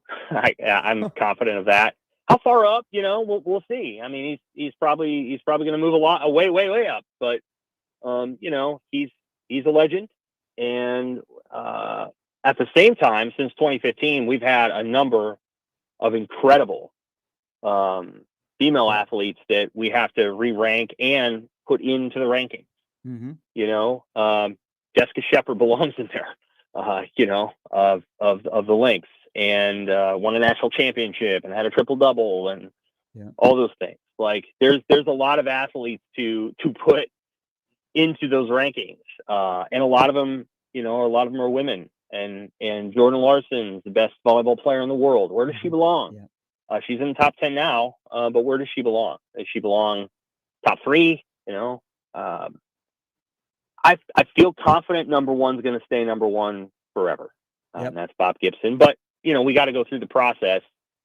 And I think there's only one Bob Gibson. So I agree. But, everything else, I mean, there's a lot of other opportunities there to look at it. And, of course, Bud just put himself in the pantheon of incredible fighters. And he's done it in a way that's kind of understated. He's been on about 5 different platforms in terms of media. He was with ESPN for a while, then pay-per-view, and now on Netflix. So he's done it in a lot of different places, and he's never lost.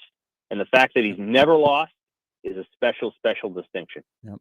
I look forward to that. That ought to be fun. It always is a great discussion point, especially for talk radio and fans alike. Sam, have a great week. We will see you on Saturday.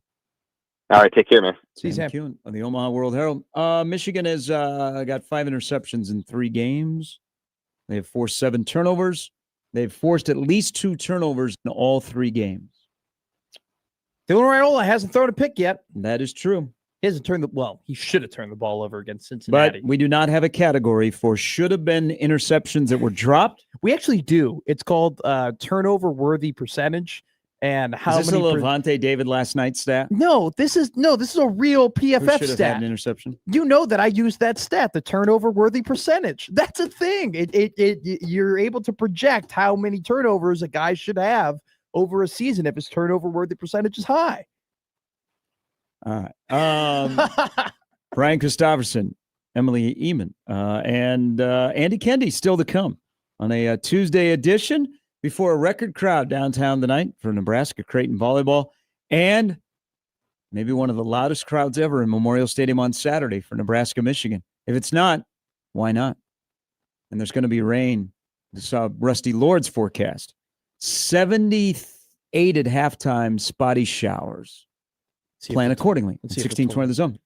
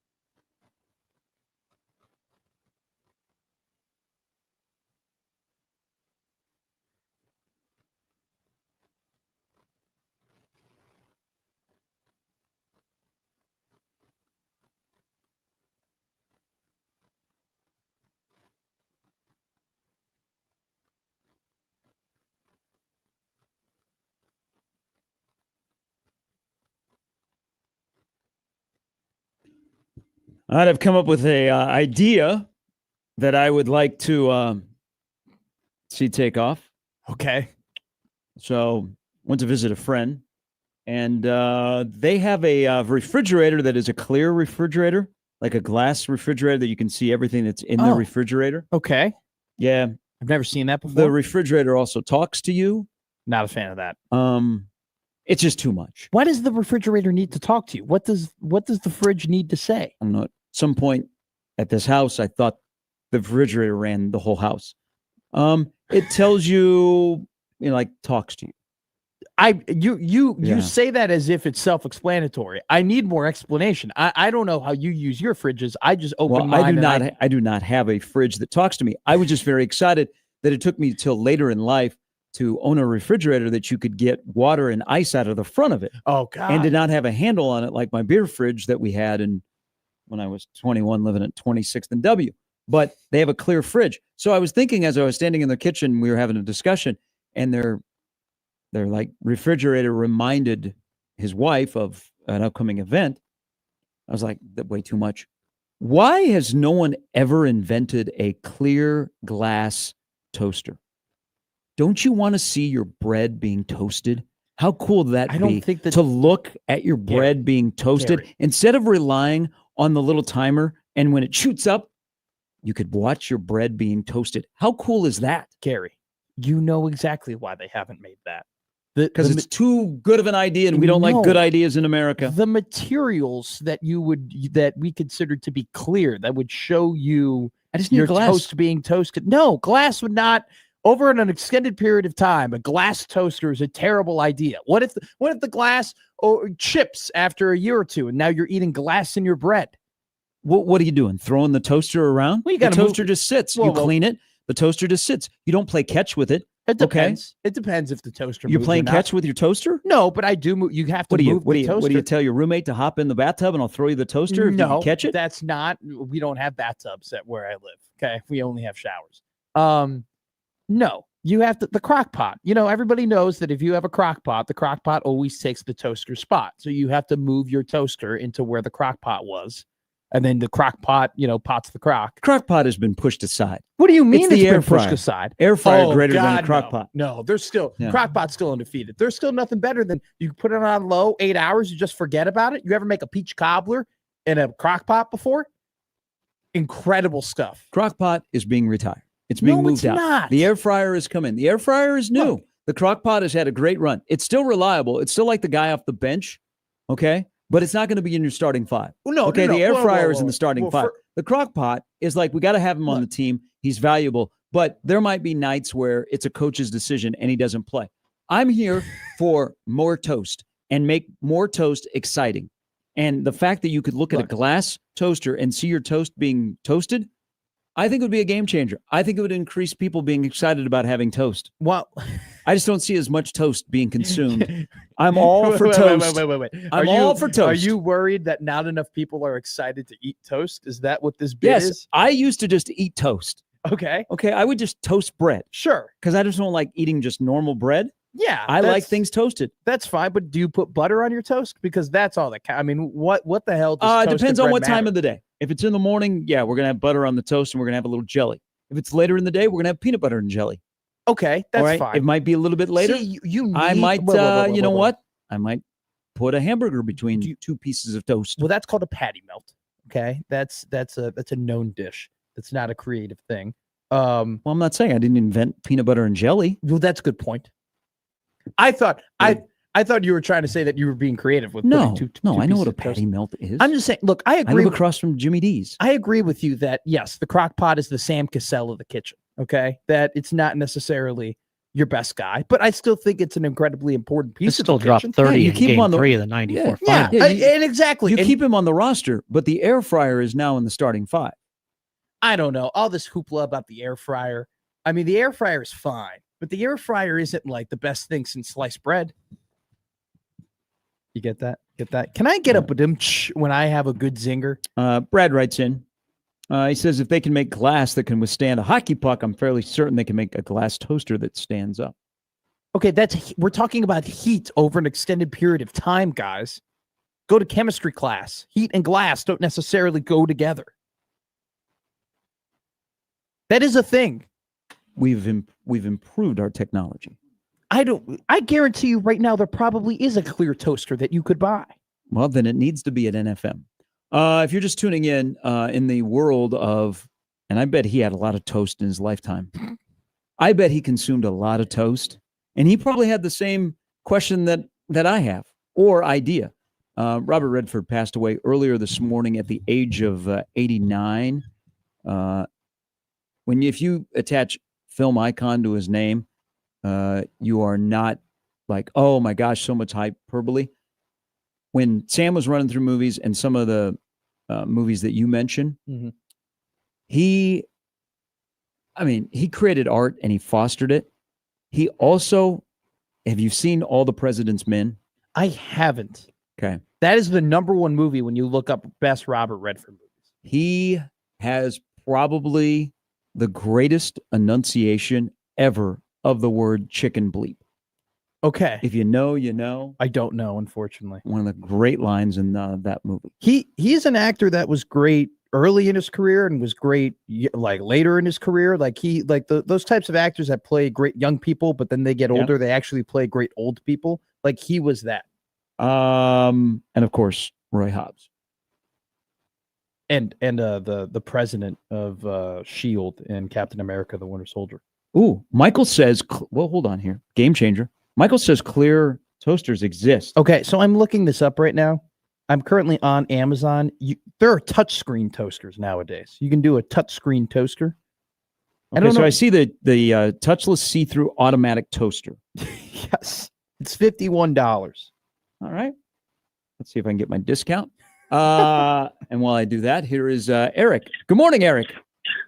Hey guys, how are we doing today? Wonderful. Hey, just an FYI for you. I was a lead glass cutter for a local company for 10 years. Yes, they do make glass that can withstand the heat for a clear toaster, but I am old enough to realize that it's called a toaster oven if you want to watch your toast being toasted. That's a great point, Eric. That is a great point. You were good at the first part, Eric. The second part, yeah. Hey, thanks for the phone Do call. you have a toaster oven? Huh? No, I just have a regular toaster. I used to have a toaster oven. A toaster oven is dope. You can make a pizza in that sucker. That was when the family got the toaster oven and like your buddies would come in the house and they'd see it. It was a game changer. That and the second fridge. You could always flex on people if you had a toaster oven or a second fridge. I had a second fridge in college. It's just the first one in the main kitchen was a beer fridge. Doesn't it work the other way around, Gary? We had a beer fridge was our main fridge. And if you wanted to actually have a real fridge, you had to go in the other room. The the regular refrigerator was moved to the office area. That is crazy. That is certifiably insane. Somebody should do a 30 for 30 on that year in that house. And where we all are these days.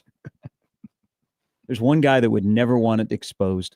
Okay. Because he went on. He went on to be incredibly successful. Yeah. And then there's one. And he is completely different than what he was like when he was 20 and 21 going to school in Lincoln. Oh, that gives me hope. True. Here is Jeff, who I hope is pro toast. Good morning, Jeff. Hey, good morning, guys. I never thought I'd have a platform for toast in the morning. It is all yours. Oh my God. You struck a nerve. I've ate loaves of toast before, at least 3 or 4 times, just a whole loaf of toast. That is crazy. Yes, that is not something I'm super proud about, but not a lot of people can say it either. Hey, so. this is a safe. And this is cinnamon safe toast. Oh, and cinnamon toast. Oh my God. Now we're talking. It's pre-made. It's already pre-made in a little shaker for me, so I eat enough of that. Isn't that just French toast? No, not necessarily. French toast, I always call it the thicker toast. I think it's the French toast. Fair enough. But yeah, I was introduced to that as a young 8-year-old visiting a friend's house. His mom made it. I'm like, Mom, we got to make this now. We need to have cinnamon toast on hand. So yes, I love it, Jeff. Thanks for the call. Thanks for being pro toast out there. Keep fighting the good fight. Okay. Time out. First off, this isn't a pro-toast, anti-toast rhetoric, okay? Are you anti-toast? No. There is no anti. It is all pro-toast, more toast. Be like Jeff. Heartburn? Matthew McConaughey? I'm getting heartburn. Yeah, it gets We're worse. We're talking about toast. Shout out Um, Tums. And I'm thinking about So cinnamon toast never went with the pre-made. You get the toast, and then you put the butter on it, and then you sprinkle the cinnamon, and then you got cinnamon toast. he admitted to eating 3 loaves of just straight toast Carbs are great. with no butter, no nothing, just straight hot bread. Yeah, but if it's soft, If they're buns What and is the they're hot, they're perfect? crust. When you're okay, this is a great question. I for don't you, like Mr. burnt. Toast. I do not like burnt toast. So when you're on the dial and you're Yeah. picking how many minutes that you want your toast to be, what is the perfect amount of minutes? I don't know that I've ever owned a toaster where I have to do minutes. No, the 1, 2, 3, 4, 5, 6. Those are minutes. I thought they were the. Whoa, I thought they were how. settings. I No, thought no, if you no. cranked it up to 8, it was going to be a dark piece of toast, Yeah. not for 8 minutes. Who is toasting a piece of bread for 8 minutes? The Somebody numbers with on lot a of toaster. patience. The numbers on a I toaster thought it was how much you dial wanted- control how long your bread is toasted for with lower numbers. No. I know. I was told this on the PBS channel that it was toaster or that it was minutes. Was it 3, 2, 1 contact? Because otherwise it's false. 8, you toast your bread for 8 The- minutes? Oh, dang it. I think it's how dark you want it. Mhm. Like I thought 1 it is was light, minutes. 8 is dark. It's like when I lay by the pool. Yeah, I'm pretty sure like it's just the soft dark in Mhm. between. Wow, I'm a dummy. We know. Thanks, Jimmy. Mhm. I definitely thought it meant for Yeah, my whole life. I believe but- that you would set your toaster on fire if you toasted something for 8 minutes. By the way, I just want to let you know that I went 23 years fully thinking that there was minutes on a toaster. It's You're not too compl- long. You're completely right. The numbers on a toaster dial generally do not represent minutes, but rather a level of brownness or a resistance setting that controls how long the toast stays in the toaster Look at you to achieve mentoring a the level youth. of brownness. Learn something new every day. Are you baffled by how dumb I am? No, I'm not baffled by that, but I don't think you're part of our toast movement. I'm not. Because if Gary, you're- if I don't you're- own a toaster. If you're a toast guy or gal, you would already know this. This is just a given. You don't own a I toaster? don't own a toaster. That's okay. You can fix that at Target. I for don't 20 I don't bucks. own a toaster, and I never buy bread. I don't even buy milk. Milk sucks. Cheese? Milk is so overrated. Mhm. It's I tell the apprentice that every You know day. what? All of the kids that are going to school today don't entirely listen to Uncle Matt. no. As a kid, you should drink milk. It has great vitamins and minerals, and it will make you stronger. knew And that. it I is still there don't actually drink is a study that you could be stronger growing up if you drink more milk. Look at me, I didn't drink my milk growing up. You can clearly tell. I'm walking Well, what- osteoporosis. Well, yeah, no, seriously. Me and Jimmy both. Look how 42, skinny we yeah. are. We didn't drink our milk. Gary, you can look at him, milk drinker, strong guy. Yeah. Okay. Here's the Probably thing. won't see You my didn't child drink milk graduate either? high school Were you an OJ guy? I have not drank a until June 17th, standalone 1994. glass of milk since I was in 8th grade. That is not true. There is no way. Anybody that knows me, that has lived with me, Yeah, can't picture has drinking been milk. in a relationship with me, please call in and you will. I'm just not a. So in my house growing up,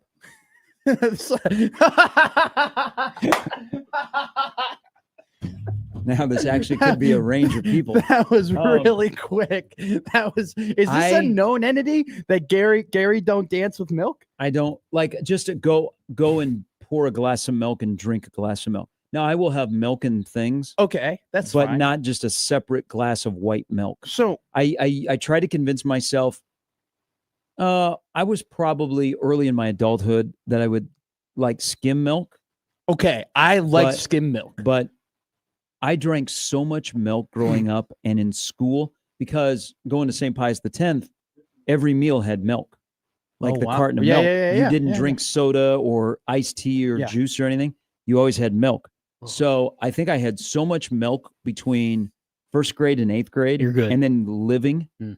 at home where milk was a big thing in our house. Sure, Like I was forced, and this is probably, I mean, you're talking about it as if you're traumatized by Mhm. how I much was milk. forced- Like you're getting kind of soft. That's No, true. here. As someone who's I been to w- therapy, it's I was true. Yeah. forced. I really should have brought this up before my mom passed away. This is on my chest. Okay. Get it off. It's your show. So you would drink, you would eat, you would have cereal. And my mom, I couldn't leave the table without drinking the milk. In the cereal? Yes. Like, Oh. you wouldn't finish all of the milk. Yeah, and you would drink it out of the bowl?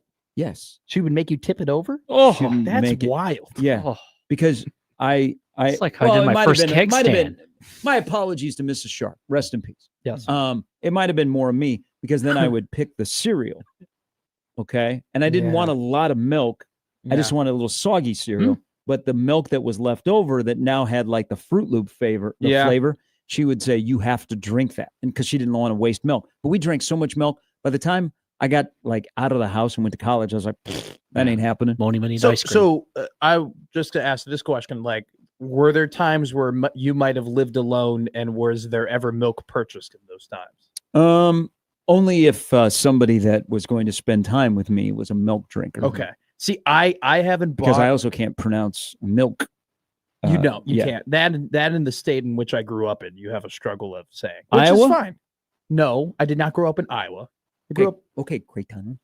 Yeah, no, I'm the last person to be. You got to let me finish. I'm the last person to talk about a lisp. I literally have a lisp. Might be one of the very few people in America who host a radio show. You are going to drive those people crazy on the post-game show. Why? Because you can't pronounce their school correctly.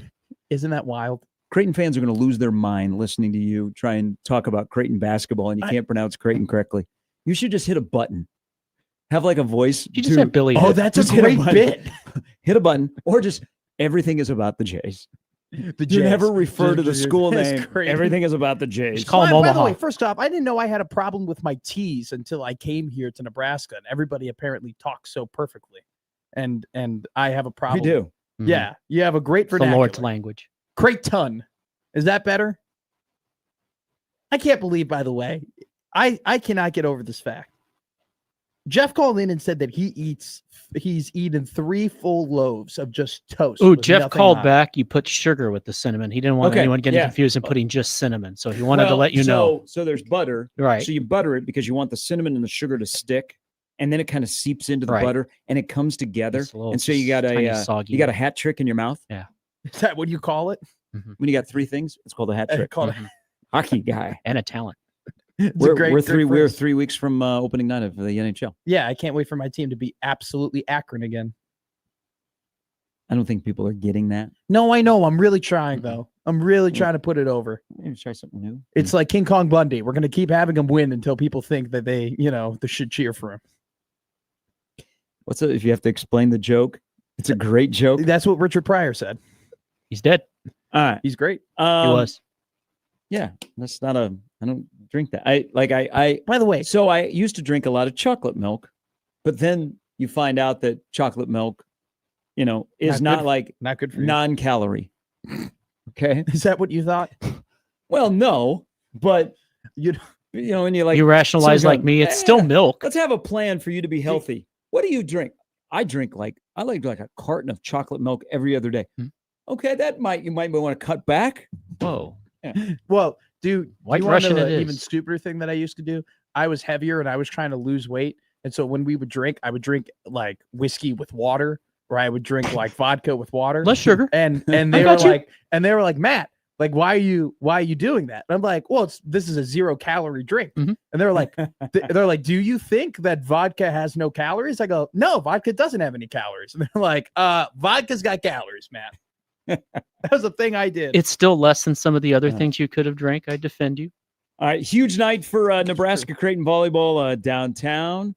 We have a special guest coming up in the 9 o'clock hour. Also, Brian Christopherson and Andy Kendi, who are always special guests. When we come back, Matt Rule and Dylan Raiola attached at the hip. The PR firm was in full display yesterday, but maybe it doesn't need to. We'll talk about that when we come back.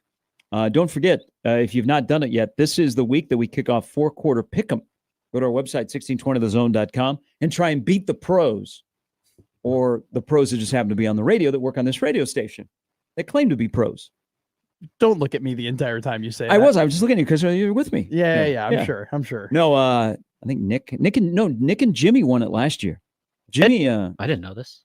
I thought 2 years ago you won? On one of those years. I won. They all run together. I won the first year we did it. It'd be very big for my brand if I won this. I was thinking about that yesterday. I was like, it would be pretty You do good. need to boost. Are we your talking ego. about Nebraska or you? We're talking about both. Okay. We're back with more Gary and Matt after this. At 1620 The Zone.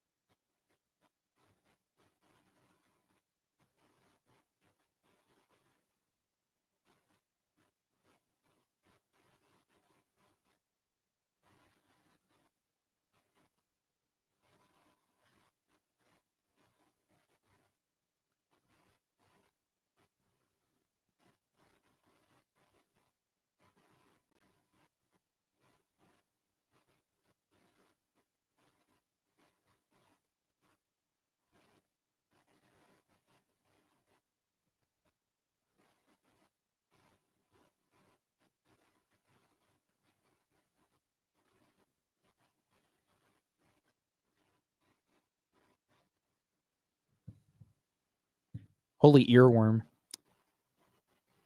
Band's called Bread. La la la la la. Carbs. La la la la la.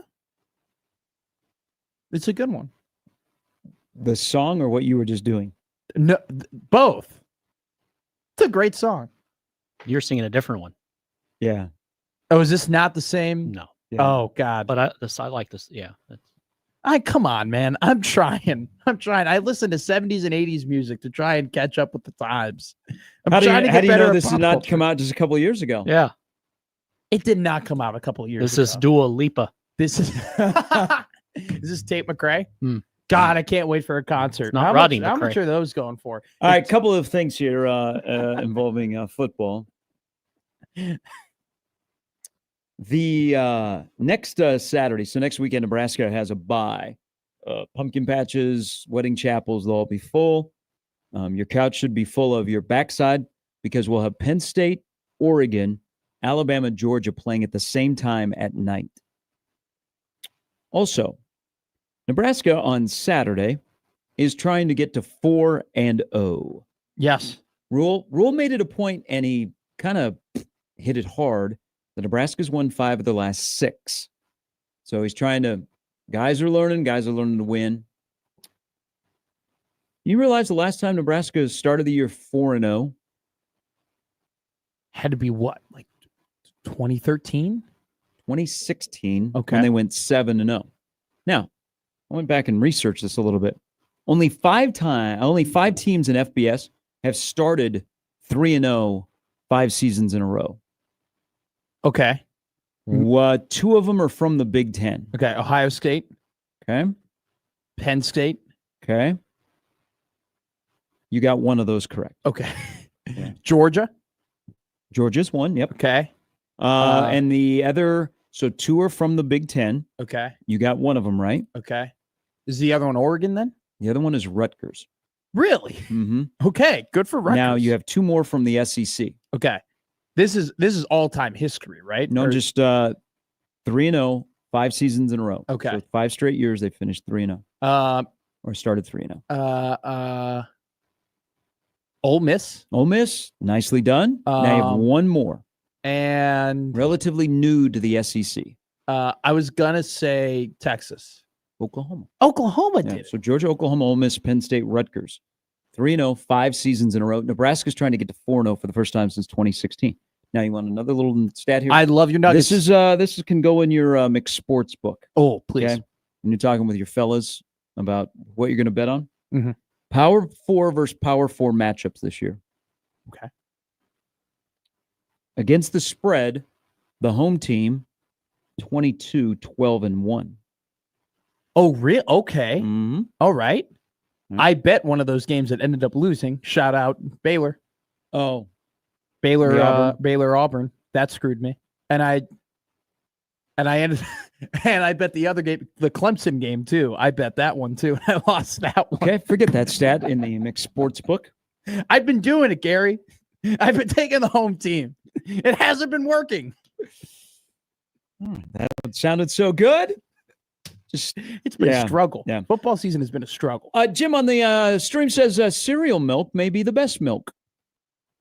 With the Fruit Loops, yeah, but it's dependent on the cereal. Like if you're just telling me like a regular old Cheerio milk, no. Fruity Pebble milk, no. But like Cookie Crisp milk, where it gets a little dark, like it's a little shade of brown because of the chocolate. Hey, Yeah, what is this discussion? Is Jacob Bigelow a big breakfast guy? he's a massive breakfast. Did he guy. have a discussion on the show about toast and milk? I have no clue. I've talked about breakfast before with Jacob Bigelow. Okay. I think On this show? no. Oh. Bigelow likes breakfast and beer. Those are kind of his. How about Together? I don't know. I've never Beer and a asked him if cereal. he's done that. Have you done that before? Yeah. Kegs and eggs. that? 11 a.m. games. Well, yeah, that's it. You know, there's a lot of, if you're in a little bit larger city, places that are, you know, next to factories or hospitals that, you know, a nurse gets off at 7 a.m. Sure. They work 7 p to 7 a Yeah, or yeah, yeah. 11 to 7. They're hungry, right? Yeah. Instead of going home, immediately going to bed or taking care of family things, maybe they want to go and have a beer. That's awesome. Maybe they want to go have some eggs. Mhm. So prominent where I used to live in Florida, is there was a really, really good, it wasn't a Waffle House, but it was Fort Myers' version of a Waffle House. It was right next to Lee Memorial. And so when nurses and doctors would get off, they wanted to drink a beer. Hell yeah. So they go and have a beer and have breakfast. I would love to go to a diner that has like beer on tap. I've never seen that. I bet more than you would think exist. Calvin types in the YouTube chat, burial, cornflakes and Busch Light. We will discuss this. Thank you, TC. Good to see TC at the Central North game the other night. We'll discuss with SBH about beer and cereal. Yeah, what beer makes the best burial? It's a great question. And she's the person to ask. She would be. I think it'd be Coors Light. Because Bigelow's name came up. We're allowed to mention his name on the show, right? He was at the Central North game. He was a Central guy. I remember him. Wait a minute. Is he a North guy? He's a Central guy. Okay. He told me he wore his purple polo to work. He did. He was decked out. Somehow he snuck onto the sidelines. Yeah. Well, when you're Jacob Bigelow, I think you just have a media pass in perpetuity. You just walk in. Before we get back into football here, and we talk about everybody's favorite quarterback, got a couple of basketball things. So you can read into Frager being one of the media guys yesterday in Nebraska's availability. Ahead of their deal they have on Friday night in the rail yard. John Rothstein. People will not bring this up around here because almost every Creighton media member has Rothstein blocked or muted. He has Nebraska as one of the 5 overachieving teams in college basketball this upcoming year. Really? So he had him, 43rd or 44th in his Rothstein top 45? Hey, can you feel it? Even Kent, did you see Kent's tweet the other morning? No, what did Kent say? Kent says this year. This is the year. So this is the year. I was reading. KP saying it must be the year. I was reading. I didn't watch the press conference. I just read what was said at the press conference, and I thought of you. Berkey's in great shape. Yeah, we got a couple of international guys that are fighting it a little bit. Oh yeah, but for sure, my guy. What is it with international people and Jesus, international athletes? He was international as well. International athletes and getting hurt. I'm like Pitbull, man, from the 305, and I'm international. You're not from the 305, but that's you're an international guy. When did Berkey become your guy? Because everybody tortured him. Yeah, because he was bad. Because he didn't play well. His first year at Nebraska last year, I sat close to the Nebraska bench during a game, and he was just a very peculiar person to me. I couldn't get over the fact that he could be Doug McDermott's doppelganger if Doug wore a stash like that. Because they had kind of the same haircut a little bit. Yeah. And then I watched him play, and I'm like, man, we got some issues. And then I heard how much money he was making. And then I heard that he was not showing up on time and how he had a come to Jesus meeting with Bryce Williams and Juwan Gary. And I'm like, I'm going to follow this guy. That was your style? You like the guy that gets paid too much money that shows up late? I was like, damn, I might have a better vertical than Berkey. Yeah, even after the ankle injury, which Fred said that yesterday. He was like, yeah, he didn't recover. Like he just didn't get back into rhythm after the ankle injury. Fred, he didn't have to say it. We saw it, man. Know what convinced me? So I asked Coach Lesnar about it. And he said, just hang in there. And so I watched him, and I was encouraged that he said, because he didn't go back home this summer. He stayed in Lincoln the entire time. He got to the lake a couple of times with his teammates. Okay. Gary, I am not going to celebrate a guy who makes hundreds of thousands of dollars for being in shape. Dude, he makes playing basketball. He makes more than that. Even more frustrating. And they couldn't even rework his contract. He had a 2-year NIL deal. And on top of that, Gary, you know how much he looks like a guy who could be a very good basketball player. Yeah. He's built. Yeah. He's 6'10". He's got good movement. So he's incredibly strong. Intel is his shot is a little bit better. Yeah, I'm not going off of the intel. Okay. Do you know what I'm going off of? The 35 games. Well, actually, it was 25 because he hurt himself. The 25 games he played where he was bad. I'm just I pro Berkey, the Turkish nightmare. You watch. What? He'll lose a game and win a game this year all on his own. Okay, I'm just but Rothstein has him as one of the 5 overachieving, and we are now less than 7 weeks from tip-off. On 3, field of 68, which has what's the proper term? Were they acquired by On3 or they are partnering or they're under the On3 umbrella? It's Jeff Goodman and Rob Doster. I don't know. So that happened yesterday. So On3 put out their top 25. Creighton is 23rd. Surprised me. I thought they'd be a little bit higher. Me too. And then this could be the year. This could be the year that red, blue, and black all end up in the NCAA men's basketball tournament at the same time. Blue Ribbon, which is a fantastic preseason guide for college basketball, has Omaha men's basketball as the winner of the Summit League. Wow. Hell yes, yeah. Yes. There's also, at some point this week, there will be some significant roster announcement concerning the 2025-2026 Omaha men's basketball team for the positive. Okay. Yeah. I got a question for you. Mm-hmm. Are people around the Summit League, you know how we did this thing in college football? We were like, we have to find this year's Indiana. Yeah. Are people around the Summit League trying to find this year's Omaha? I don't remember. Omaha started the year 4-9 last year. We're like, nah, it ain't gonna be good. But you guys were what?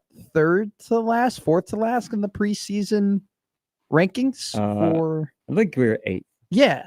You were 8th out of 10 schools. Yeah, I know that. I know. And you guys ended up winning the league. Yeah. Cleanly. You didn't have to do the whole, regular season and postseason, please. Absolutely. We get 2 rings. Are you getting a watch too? Already got the watch. Hell yeah. Is it nice? The watch came in the middle of the summer. Yeah, but it's way too big. What do you mean it's way too big? Oh, the face of the watch is larger than my wrist. That's fine. No, I'm not that person. Style and profiling. Man. I am not that person. You can be Dylan. Speaking of which. Okay.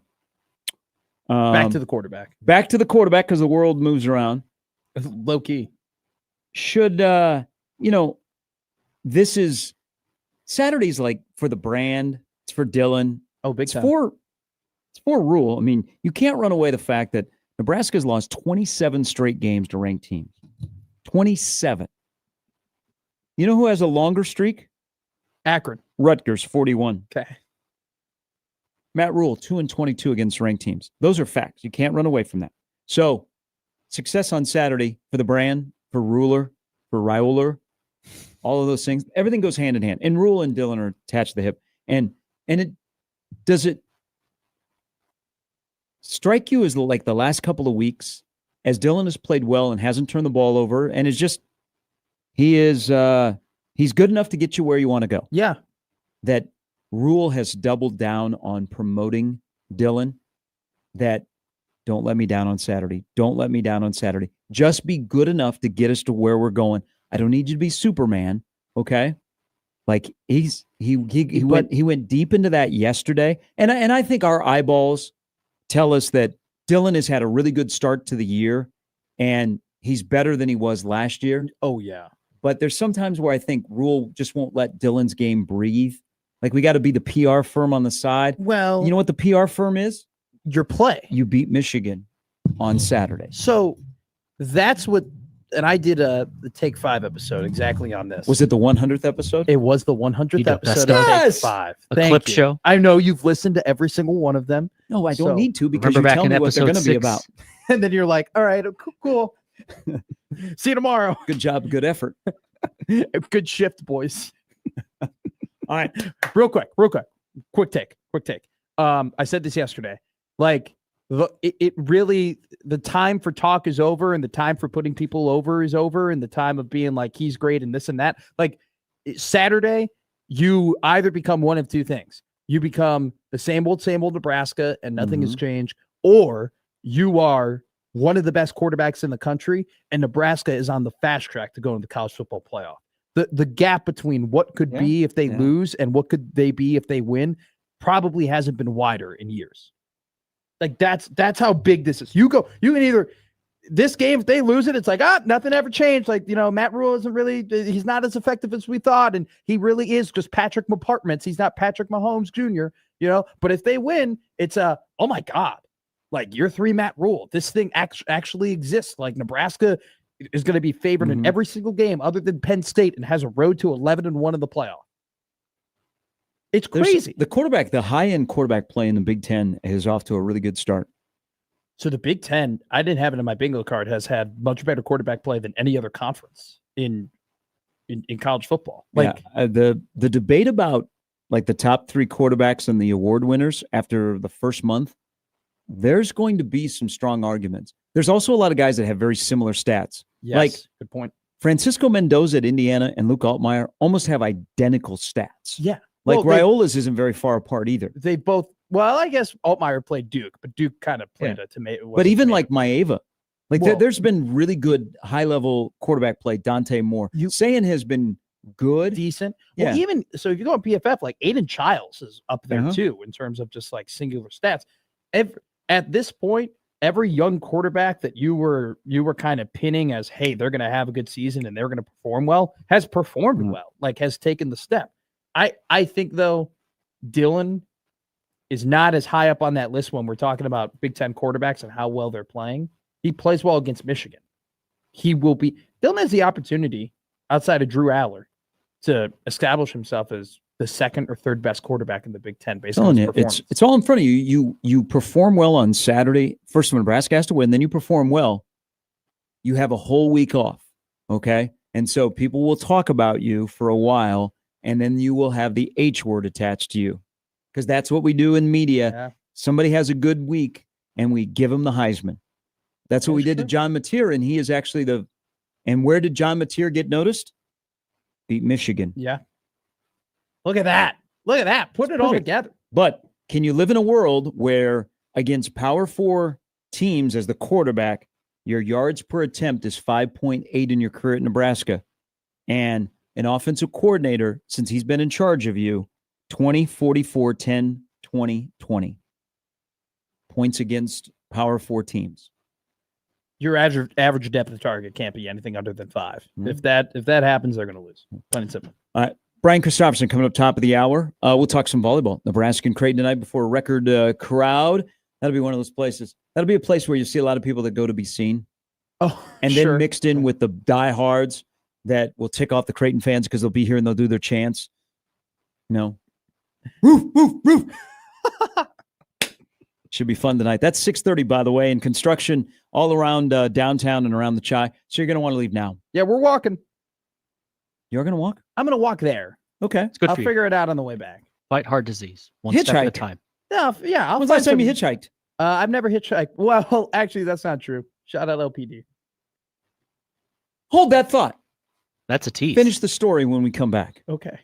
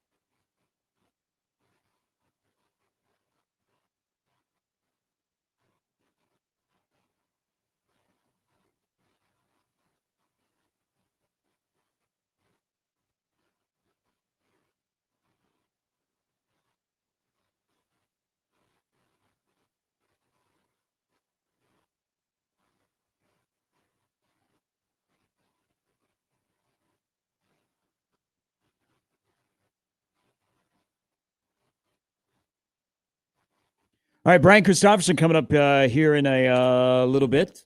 Like John Butler trying to confuse Bryce Underwood, we'll try and confuse BC with some questions. Okay, hitchhiking. LPD picked you up. Like, you know that you're not supposed to, when a cop car is coming, put out the old thumb. You're supposed to put your head down, keep walking so you don't draw attention. So what had happened was... What had happened? What you see here is... Yeah, it was the night of the Blake Shelton concert 2 years ago, and some things happened at just a house I was at where I was like, I don't really want to be here anymore. Husband showed up? No. Okay. No. Pineapple door. She's giving it away. And I said, and I quote, "I don't do enough stupid things in my life, Kevin. I want to do something stupid. I'm going to walk home. Matt, it's 3 miles and it's a snowstorm. Kevin, I'm going." Okay.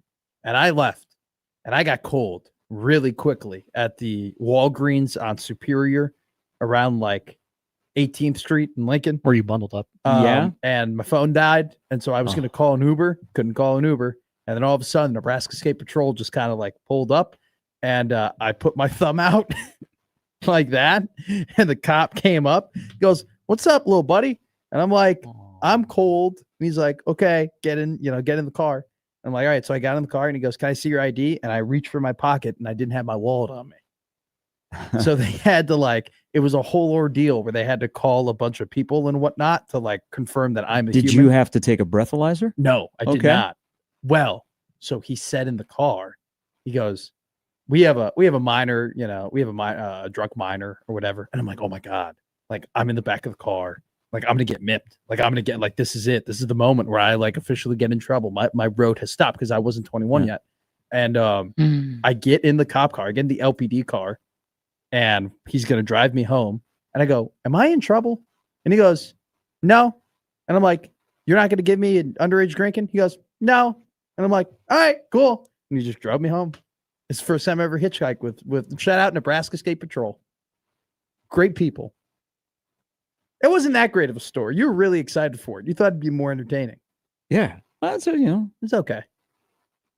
Just put your thumb out. Nebraska State Patrol will be there. Say his name and he appears. They are Joe Hendry. I used to have a father. Well, I guess technically he still is my dad. Used to pick up those people when I was a kid. Oh, really? Yeah. Well, hitchhiking was a lot more prevalent when I was a little kid. Oh, okay. Yeah. He would pick them up. I was like, at the time I was like, oh, okay.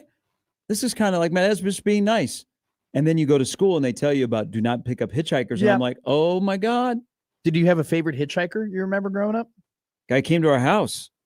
We became a family friend? My dad, we picked him up and my dad brought him home and so he could use our phone. And he called somebody and they came and picked him up. And I'm like, that's wild. Good on your dad, though. Very nice man. Yeah. And then you watch movies and you watch The Hitchhiker and you're like, oh, well, we got lucky. Yeah, that's how the first 48 hours actually starts. All right. Brian Christopherson's coming up next on 1620 The Zone.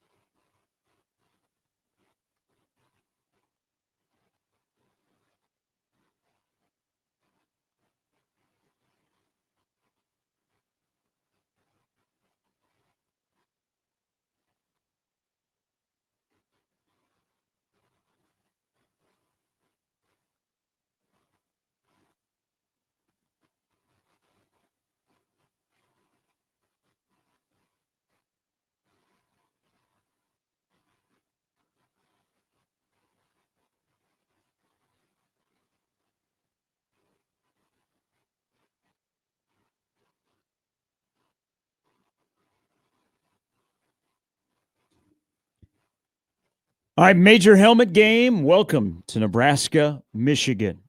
Nebraska got the nicer trophy in 97. It's all that mattered. Haven't beaten Michigan in 4 straight, but get a great opportunity. 2:30 CBS on Saturday. Welcome in for Husker 24/7. Brian Christopherson. Good morning, BC. Good morning, guys. Do you have a memory, now that Nebraska's been in the Big Ten? We've seen Michigan a little bit more often. You have a memory of Big Ten Nebraska-Michigan matchups that is your favorite? Nebraska winning in the Big House in, was it 2013? When Armstrong led the drive, about 75 yards. They had to convert a 4th down, and then the kind of the makeshift option to Amir where he leaps into the end zone. Sean McDonough saying, "Randy Gregory is a man," after he made a big tackle on the next possession. So that one maybe. I also, the 45-17 game where they got whacked out there. Special teams was a disaster. Urban Meyer was actually in the broadcasting booth, and Tim Beck ran kind of that clever play where they handed it off to Burkhead, who then option pitched it for a touchdown. And Urban went, you could tell, blew his mind, and then he hired Tim Beck a little after that. I always kind of wondered if there's a connection there. Oh, that's funny. Yeah, that game that you referenced in 2013, I mean, that the play by Armstrong to flip it ahead to Amir, and then Superman went into the end zone. That was a huge win. That was a great game to watch. Armstrong against Devin Gardner. Now we get Underwood against Raiola, but let me go deeper than that. So those two are going to be the attention getters because they're 5-star quarterbacks and they are the faces of their particular programs. We know it's more than just one guy. But I want to focus on 3 guys. Rank for me who has to have a great day, not good, but great day on Saturday for Nebraska to win. Mike Eckler, Dana Holgorsen, John Butler. Oh, got to rank them. Now, all 3 phases have to be good, but, there's got to be probably one that's better than the other. John Butler 1, Holgorsen 2, Eckler 3. Okay. Obviously, they need all 3. I mean, I want all 3 pieces of the pie on my plate. I want just a little slice of each on the plate like Thanksgiving so that there's not one angry aunt in the family. I took each piece of the pie. But, I think there's a lot of the biggest, I think, anxious part for Husker fans is the defense and how it's going to respond up front. And there's sort of that thinking Michigan's going to line up and see what they've got. And I'm curious how Nebraska counters it, how they do against Bryce Underwood, who did put it on tape last week, that he'd run it a little bit more when he had 114 yards. I think there might have been some purpose to that by Michigan. And so what did they learn from the Cincinnati game with Sorsby about sort of caging in a quarterback like that when you're trying to get home, but also keep him from getting out?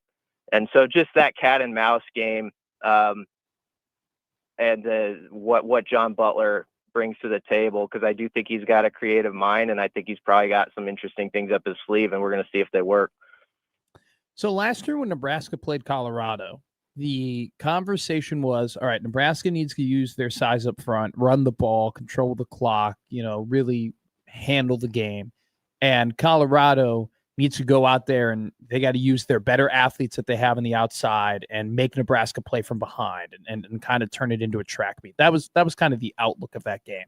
Could you make the argument, Brian, that Nebraska's on the other side of that this week against Michigan, that they are the team that wants to get ahead early, that wants to make it a little bit of a faster game, that wants to make Michigan throw the ball a little bit more?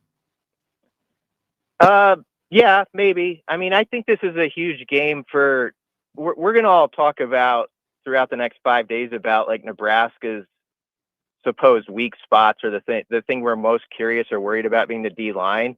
But I think to your point, this is a huge game for Nebraska's strength in the secondary, those corners, like Sierra Wright and Andrew Marshall and Donnie Jones when he's out there, to lock it down and make Michigan one-dimensional. And it's playing into your question a little bit. I think as much as we're going to talk about Michigan's run game and if they can go right at Nebraska, make it where that's what they have, where they don't have much else to offer. And that's not going to be easy. Michigan's got 4-star dudes out on the perimeter too at wide receiver, and they're going to test those cornerbacks.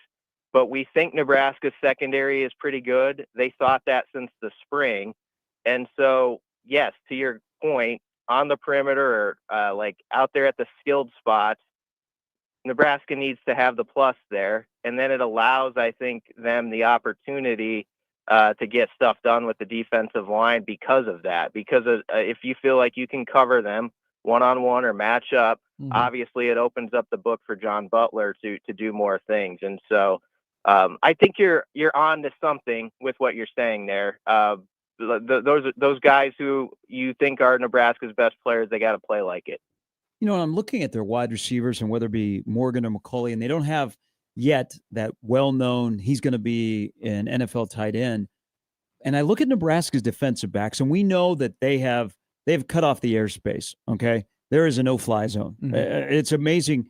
3 games, Nebraska has yet to allow somebody to throw for 100 yards. Now, Underwood, even as poor as he was in completions, he was at about 38%. He threw for 142. But it got me to think, some of you responded to on Matt's question, and I look at the cornerbacks, and I think I don't worry about them against the wide receivers. I worry about them in run support, where they're going to have to be excellent there. But is there an area in this matchup, as you look at position groups against position groups on either side of the ball, where you go, man, Michigan has a decided advantage? Is there any? Because we could go back 2 years ago, and you would probably say all, but is it tough to find an area where Michigan has a decided advantage? Yeah, it is. I don't see one where it's just obvious. Now, round and round we go. The Husker D-line, I wonder about. But it's more about being curious than just, like, pessimistic that they can't go out there and do the job. So I just think we've been waiting off of our small sample data so far and trying to form opinions on them. But now here we go. Let's see how they do against a Big Ten line. But yeah, when you go through position group by position group, I think it's pretty even, and there's some where you give Nebraska the plus. And of course, this brings us to the big conversation, the old NBA on NBC teaser, where you put the big name of each program, Jordan and the Bulls versus Malone and the Jazz. It's Riola versus Underwood. There is that part where you're hoping, if you're a Husker fan, that extra year of being in college football, having been through a few more of these things than Underwood, serves Riola well, and all that pre-snap stuff that the coaches have talked about, where he's at an elite level and he's doing the little things that we maybe don't even recognize to get Nebraska in the right play. That's where you're banking on, I think, Nebraska having a slight advantage or a clear advantage. And maybe it's the difference if all the other things are pretty equal.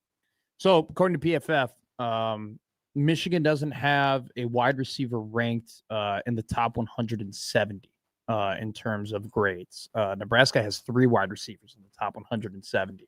And so I think you kind of look at this matchup and you say, well, Nebraska's going to have the advantage in the pass game. But to Gary's point, right, Michigan's going to run the ball a lot, and you're going to have Deshaun Singleton come down and help in that run support. And, he hasn't missed a tackle since Houston Christian or during Houston Christian and Akron, but he did have a couple bad angles against Cincinnati. I just kind of want to hammer down on the point. Are you concerned at all about the tackling ability of the secondary? Are you concerned that, there might be a bad angle taken 1 or 2 times that could open up a lane for either Justice Haynes or Bryce Underwood? I'm not concerned about it. I mean, I think they have to answer the bell. Like you said, there were some bad angles early in that game. I feel like there was some anxiousness in the stadium, and they were on skates a little bit in the first quarter. So you just hope they're more settled in off the jump this week. They've got the guys in the back end to tackle well. They're experienced guys who want to tackle, who have played enough games that they shouldn't be overwhelmed by this. But, you still got to go out and do it. And Michigan's got some good backs. They aren't going to be easy to get down in space. And there's no guarantee you're not going to miss one and a guy's not going to take 155, 60 yards on you. That could happen once in this game, but like the explosives have to be held to, like, maybe there's that one play, but it kind of stops there. And then ideally your side makes two of them. I think it's that kind of game where it's to the point where, yeah, you might give up one, you got to get one back and then then you kind of see who makes that extra big play. I think it's going to be more of a fist fight. You're going to have patience on the offensive side of the ball if you're Nebraska, I think, and know it's not going to necessarily come easy in that way. And I'm getting away from your question, but maybe the opener against Cincinnati was useful to Nebraska in a sense that Rila and that group did have to, like, pick at it. Like, it wasn't just like, oh, we're going to go over the top on you for 45 yards all the time. And so at least having been in one of those games, sort of an alleyway fight a little bit, maybe that's a benefit. We'll see. Hey, yesterday, as Brian Christopherson from Husker 24/7 is joining us, I think it's a fair question because it's, the last two opponents haven't been, they're not Cincinnati. So you can only play the schedule that's in front of you. And Nebraska took care of business in a big way the last 2 weeks. So when you ask Rule, hey, do you think your team is prepared? I think it's a fair question, and he can answer it like he did. And then there's probably part of you that I don't know, but I like our individual growth, and you can go about it that way. Is there anything else in the first 3 games of the season that you wanted to see more from Nebraska? Like, what else in your mind could they have done to convince you that when Saturday they kick off against the best opponent they're going to play up to this point, they're ready to go? Honestly, Gary, they've been sort of like what I thought they would be, like their strengths 3 games in, and the things that we're saying, I don't know if is that good enough or is it going to be good enough? That's sort of what I suspected it would be. Like, I wish, I guess, if I were to pick out a couple items that, last week they got home a little bit against Houston Christian. You can make what you want of it and say whether the opponent is an FCS team. But before that, you only had 2 sacks. And in that first game against Cincinnati, which is a power conference team, they only had 2 TFLs. Now, that was their first time out. Hopefully you've grown from it a lot, even if the 2 opponents in front of you haven't been ideal in that manner. But in those practices, you've gotten better. But that's the thing I wonder about is, can you cause those enough chaos plays behind the line of scrimmage to get Michigan behind the sticks? Have we seen enough of that? And then, special teams, I feel good about a lot better than I have in the past. But there are a couple of those little mistakes, like they can't be there this week. You can't kick that thing out of bounds this week, and, can you get that big return against a Michigan type team? And also, I'm curious, it's sort of a small thing, but Nebraska's still pretty bold about wanting to take out kickoff returns. And I can appreciate that. I've always been kind of a proponent of wave your hand and take it at the 25. And in a game like this, sometimes you get a little aggressive and you get cut down at the 16, or you get flagged and you're suddenly starting your drive inside the 10.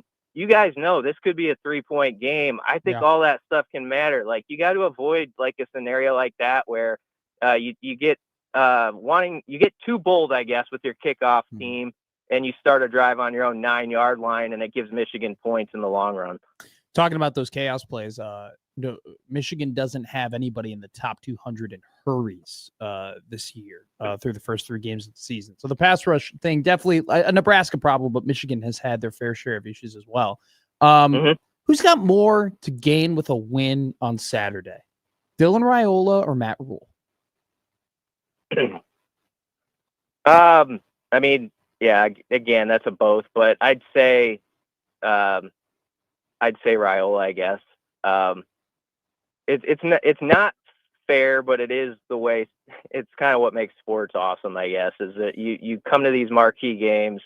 It's an overreaction game, right? There's a lot of people across the country who are going to lean in, and some of them are skeptical of Raiola because they are, I guess, decided what he was after a year of college football.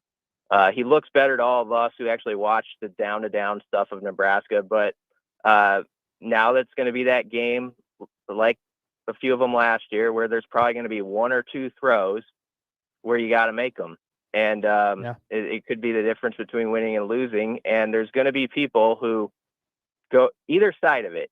They're going to go over the top, too high in the sky with the reaction to how he plays on Saturday, or get way too low to the ground with opinions off of the one game. But that's the way it is. This is, for lack of a better term, it's for people that are just watching Nebraska on a sort of drive-by basis. It's sort of a Skip Bayless type game. It's like they're going to weigh in and like have a big hot take off of this thing one way or another on the quarterback. And some of those people are going to kind of settle that in cement one way or another and not watch Nebraska as much, in some other games this year. So that's why I would say Raiola to that answer. I don't think it's necessarily a fair thing, but I think it's the way sports in 2025 works. Hey, what if I would have told you in the spring that BC, the game against Michigan, there's going to be times on defense on third down. There's going to be a guy on the defensive line that wears 93. There's going to be a guy in the back end that wears 21.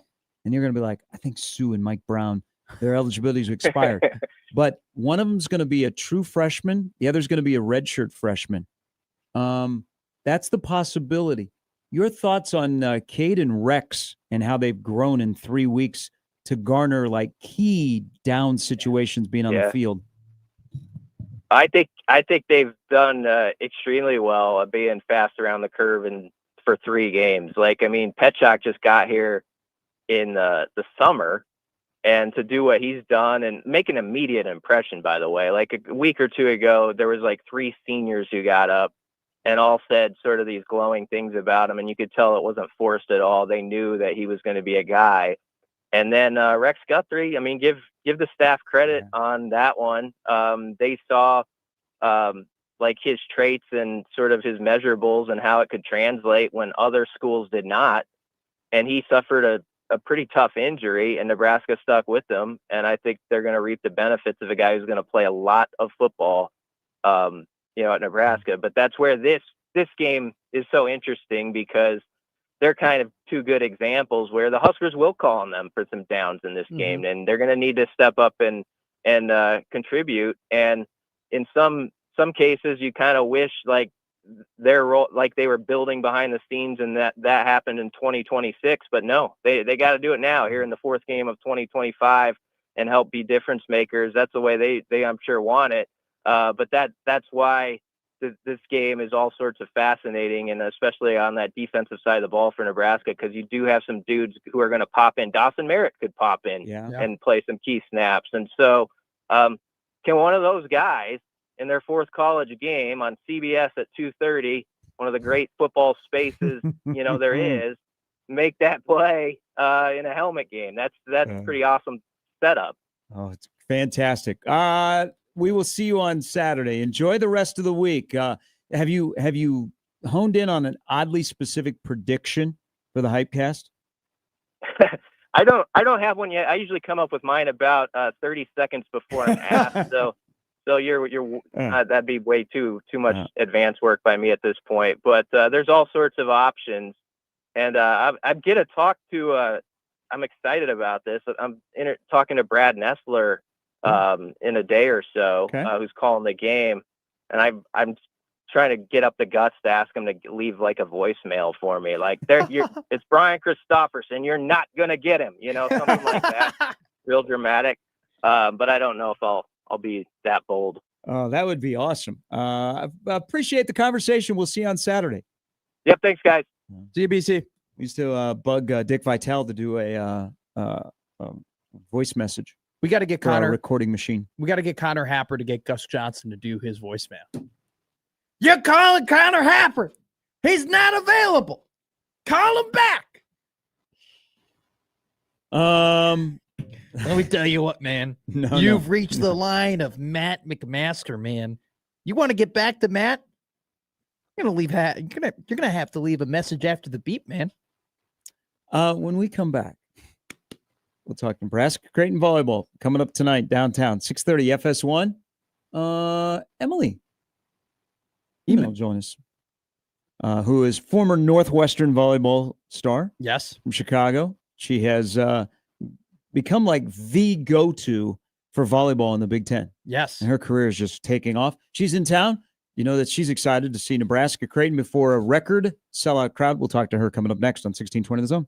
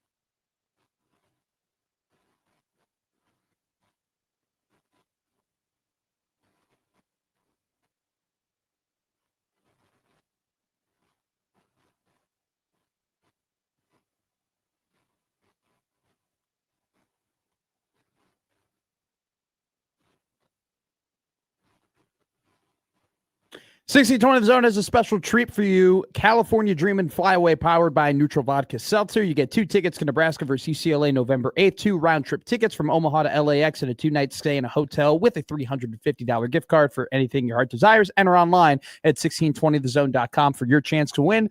We bring on an incredibly special guest because there's an incredibly special volleyball game tonight as the Creighton Blue Jays host the Nebraska Volleyball Huskers. We welcome on Emily Eman, digital host for Big Ten Network and an analyst for the Big Ten for ESPN, and just say it. She's a Chicagoan like yourself. Well, I was going to get there. Yeah. A former Northwestern Wildcats. Put it up. Go Cats. We welcome on Emily. Emily, thank you so much for joining us. Thank you guys for having me. I'm excited for this one. Okay, so you have, and I've labeled you as the one of the faces of college volleyball. You have been on the cusp of the media, and you love the sport. You know the sport. You love talking about the sport. And you've been here many, many times. Of course, as Matt mentioned, played at Northwestern, but now Big Ten Network, Fox, ESPN, everything. Is there anything, because it's a record crowd tonight, is there anything left that would surprise you about volleyball in this state? Every time that I come to Nebraska, whether it's to do a normal match, to do a match in a football stadium, I'm always blown away just by the support. You know, I think the reason that volleyball in Nebraska is so special is because it has people here that really understand how big it is, and they're willing to push the boundaries of that. So, you know, that's moving volleyball matches into bigger arenas. That's putting them in football stadiums. That's continuing to market the sport in a way that we don't see other states doing, other cities doing. Everyone says, obviously, there's no place like Nebraska, but there's no place for volleyball, especially in this state, because it's by far leading anywhere else that the sport is happening. And I can say this, you know, I travel over the summer covering a professional volleyball internationally. You know, I've been to Brazil for it. I've been to Thailand, all these volleyball hubs. And it's fun because you can see the support in Nebraska is like tenfold to some of these places. It's so cool. And I know to other people, it seems so random that volleyball is so big here, but I think it's just so ingrained in the culture that, I mean, truly nothing surprises me anymore. When I saw this as a sellout, I was like, well, of course it is.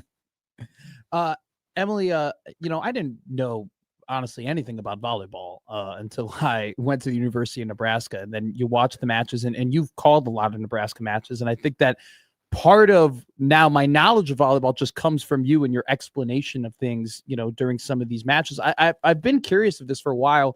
When you're announcing, are you actively cognizant of, hey, there might be someone watching, or there might be a lot of people watching who don't know a ton of the sport, and you make sure and you take your time to really try and explain the finer things and details of the game, maybe not just so much about the storyline, but the actual game of volleyball?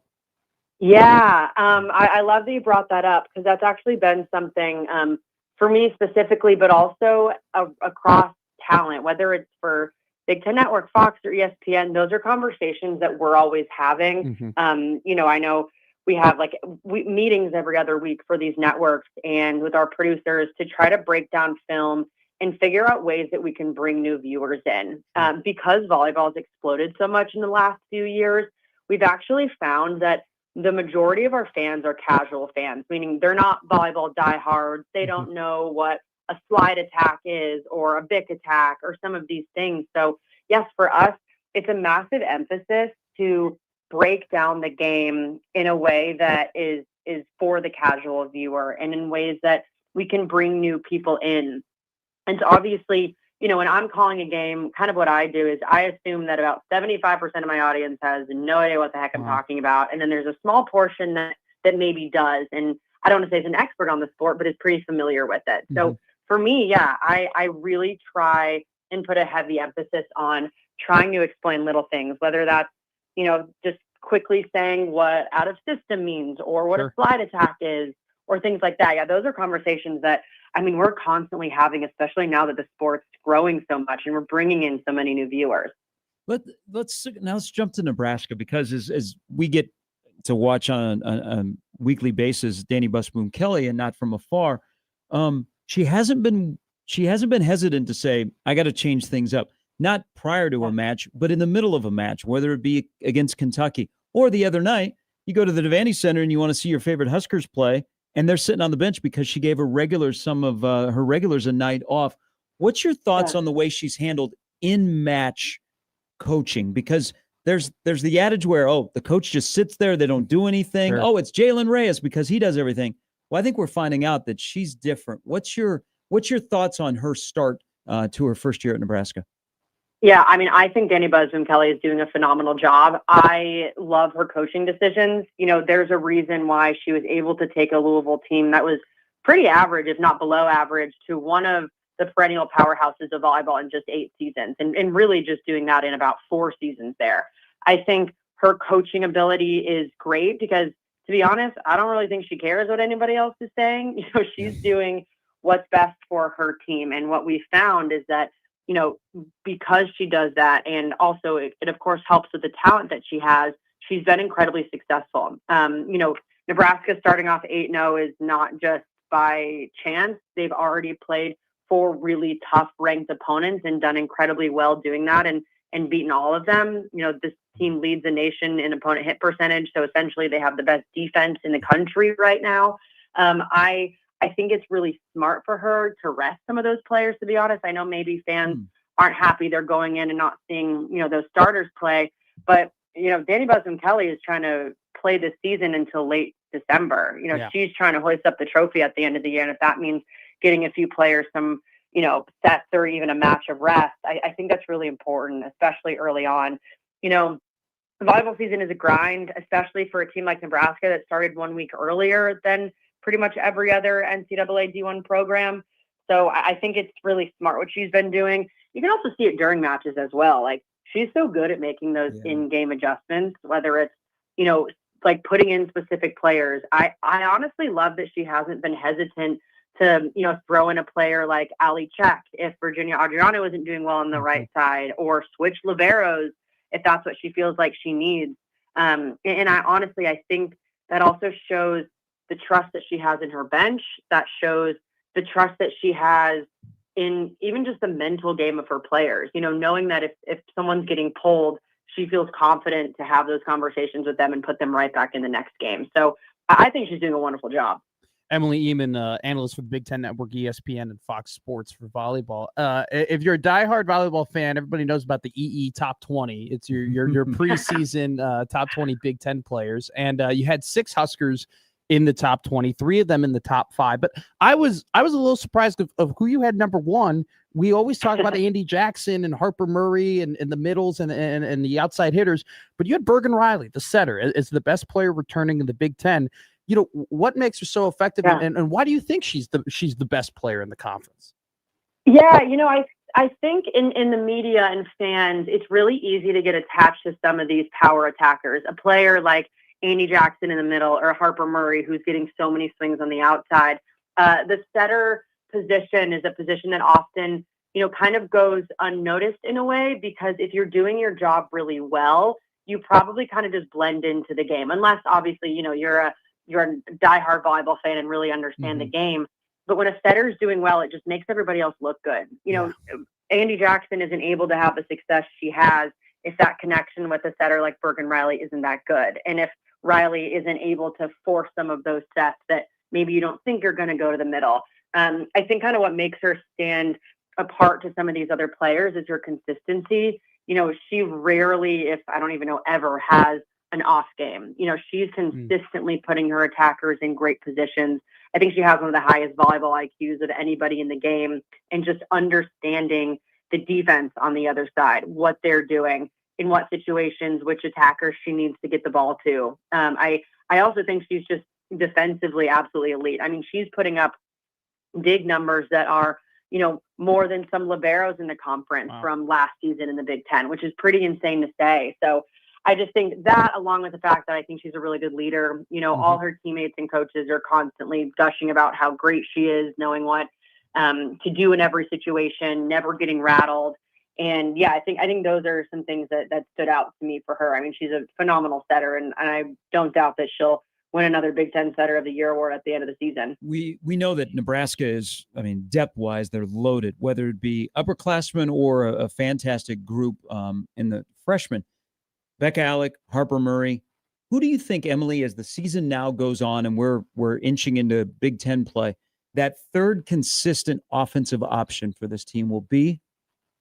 Yeah, I think that's actually becoming Rebecca Alec, which is pretty crazy because you have Harper Murray, Andy Jackson, both All-Americans. And I think the question coming into the season was, who's going to be another big point scorer? Typically, you would have a right side or another outside be that. But honestly, to me, it's becoming Rebecca Alec. And she's putting up numbers that, in terms of offensive production, are more than the right side and more than Taylor Landfair. But she's also putting up crazy blocking numbers. So she's racking up points for the team. And I think that's something with middles that kind of goes unnoticed too, is, you look at their kill numbers, they're hitting at a high efficiency, but she's also racking up a lot of points defensively on the block. I mean, she's hitting over 400 on the season. She's averaging over 2.5 kills per set, which has been really fun to watch Alec's game grow a lot because she works so hard in the off season. She won Nebraska's Lifter of the Year award. She got stronger, faster, understands the game a lot better, adjusts a lot better out on the court. And I think she's becoming kind of that X factor for Nebraska that I don't know if anybody expected coming into the season that she was going to have jumps like this in her senior year. Well, get you out on this. And across from the net is a team that is still finding their way, but has played an incredibly difficult schedule in Brian Rosen's first year. But every time Creighton comes out of the locker room, Ava Martin and Kiera Reinhardt are with them. So that always gives you a chance. What's your initial thoughts on the early start for Creighton under Brian Rosen? Yeah, I think Creighton's doing an awesome job for losing two players that were the best to ever come through Creighton in Nora Stiss and Kendra Wade. And, you thought there would be a massive drop-off in level of play, but I think Creighton looks really good right now. They've played one of the toughest non-conference schedules in the entire country, have gone 1-4 against ranked opponents, but I think they're also showing that they're hanging in a lot of these matches. And when you have a player like Ava Martin, an All-American, a player that's on the National Player of the Year watch list, putting up the numbers she does, along with, as you mentioned, Kiera Reinhardt, the middle blocker, who's, doing a phenomenal job on both sides of the ball. I really like what they're doing. I think Brian Rosen is a phenomenal coach. He's been with Creighton. This is his fourth season now, so he understands the team and the personnel. And I think they're doing a wonderful job. And I hope that this is a really good game tonight. I will say I think Nebraska looks incredible, and not a lot of teams have necessarily pushed them. But, I think rankings and all of that kind of goes out the window when you're playing your rival too. Yep, absolutely. Emily, thank you for your time. Great stuff. Really enjoy it. You're educating a lot of people, and people around here, when you talk volleyball, they eat that up. So a great addition, and welcome back to Nebraska. We'll see you tonight. Yeah, thank you guys. Thanks for having me. Yep. Emily Eamon from Big Ten Network, Fox, ESPN, everywhere you want to talk volleyball. Nebraska has never lost to Creighton. They're 22-0. But 2 of the last 3 years, it's gone to 5 sets. Record crowd tonight downtown. Nebraska's number 1, but Texas is scratching on the door. Is that, yeah? Are you making like baboon sounds? No, that's what you do. Oof, oof, oof, right? When you do the block, right? I've only ever been to one Nebraska volleyball game. This is going to be my second one tonight. Oh, actually, I've been to, this would be my third because I went to the volleyball. Where are you sitting at tonight? I have no clue. Somebody else bought the tickets. Okay. Somebody texted and was like, hey, do we want to go? And I was like, yeah. And they were like, Venmo me. And I just Venmoed them. Okay. So that's why I forgot that I was going to the game. I can tell you where I'm sitting. I'm not in the Lexus Club. I'll tell you that much. Oh, you gonna be able to handle it? Yes, I'm going to be. Come on, stop it with this. Matt McMaster only sits in luxury. All right. I sit in the nosebleeds all the time. Stop it. You have to go get your concessions. They don't bring them to you? No, guys, quit it. I had season tickets almost third in world the 300 game is level this? of the Blackhawks. Oh, and McShay report came out today. Okay. Andy Kendi, who will have a front row seat tonight. He will join us again. Record crowd.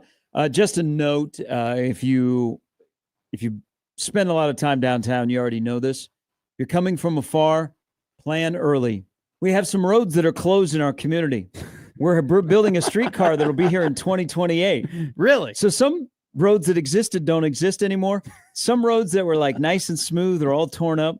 And down around the arena, yeah. Things that didn't need to be fixed are being fixed. Welcome to Omaha. 6:30 tonight, first serve. Should be fun. Nebraska and Creighton. We'll see you all there. And we'll see you after the break when we talk to AK on 1620 The Zone.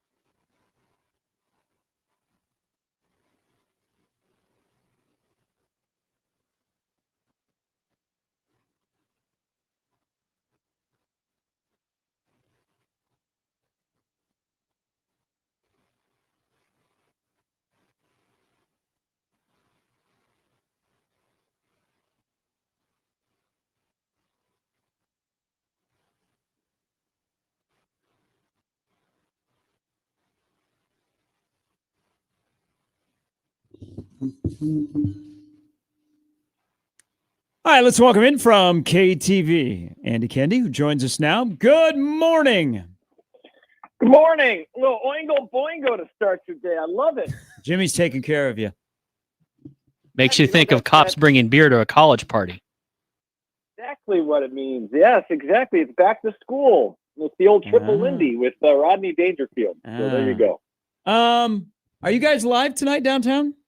Yes. Yes, and we've been. You didn't say that too excitingly, Andy. We heard the tone. Well, there's a lot of moving parts, so I say yes confidently that it's going to happen. I just don't know how it's going to happen, but we're going to make it happen. So, but we are we have been well informed that there's construction down there, and we're going to try to give ourselves some extra time to get to CHI. So it's going to be a fun night. I mean. How about this, guys? Like, we're talking about a volleyball regular season match, and we're going to break some records before it's all said and done. That's a pretty cool thing before today's done.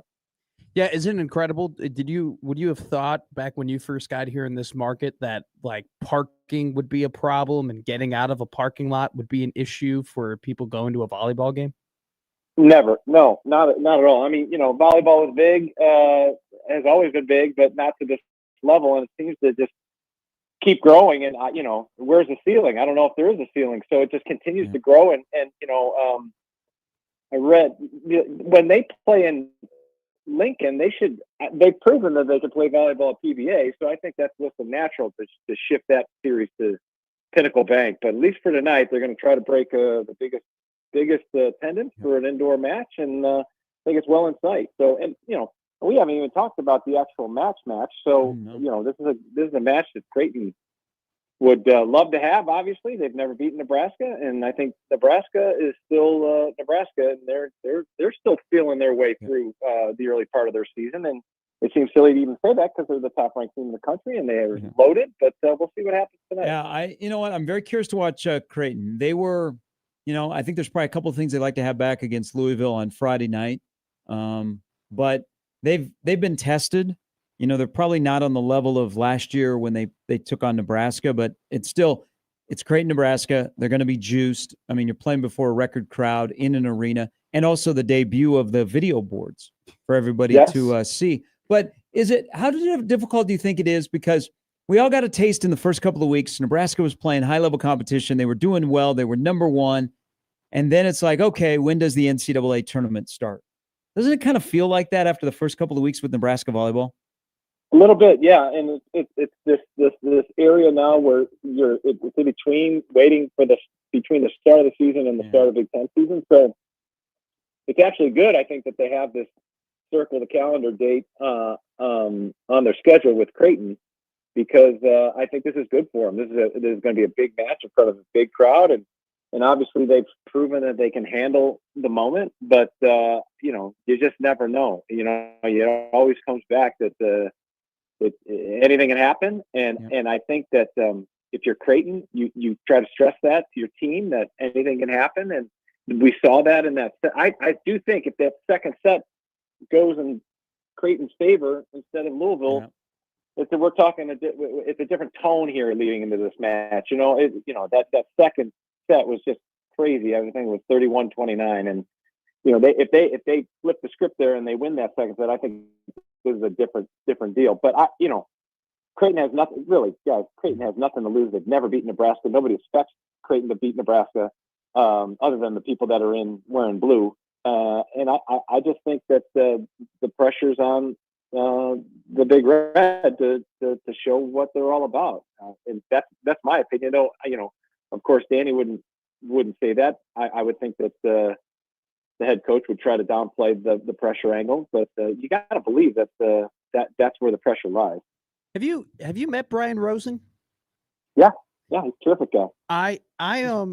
Low key, very very funny. Yes, Yeah. very funny. Yeah. Very funny guy. And yep. I'm asking you this question because I got this vibe, and I just want to confirm it to see maybe if you got it too. But super nice guy, like Gary mentioned, real funny, very happy to be Creighton's head coach. But I also sense too that he's got a little bit of a chip on him, that he has this kind of attitude toward, we understand that we might be the little brother, that we might be the, not the most popular volleyball team in our state, but we're pretty damn good too. And everybody's talking about this, new coach for Nebraska, but I'm a new coach too with a really talented team. Do you get that vibe of, yeah, he's a nice guy, but he's got a bit of an edge as well? Well, I think no matter who's the coach there would have that little edge, right? Yeah, I mean, sure. Think about it. I mean, Nebraska is just, it overshadows everything that's going on in the state, right? They get all the attention, they get all the love, they get most of the prime television spots that are national matches, and I think Creighton is still trying to claw to get to a level that Nebraska is at, and I don't blame him one bit for having a little chip on his shoulder, and I think that just discussing volleyball and you say, oh, but Creighton's never beaten Nebraska, I'm sure they're sick of hearing that, right?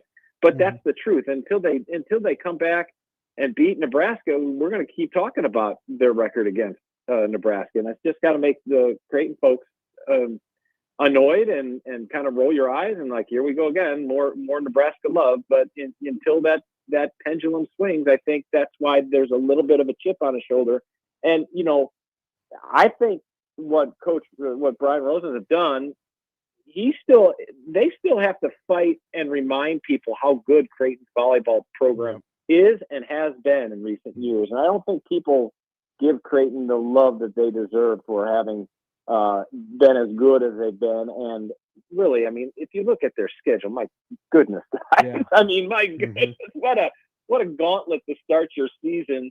And all their losses to ranked teams and that type of thing, and they will be better for it, but they still need, in my opinion, a signature win or two before people really start taking them seriously as a national contender nationally. Now, what does Saturday in Lincoln mean for the brand?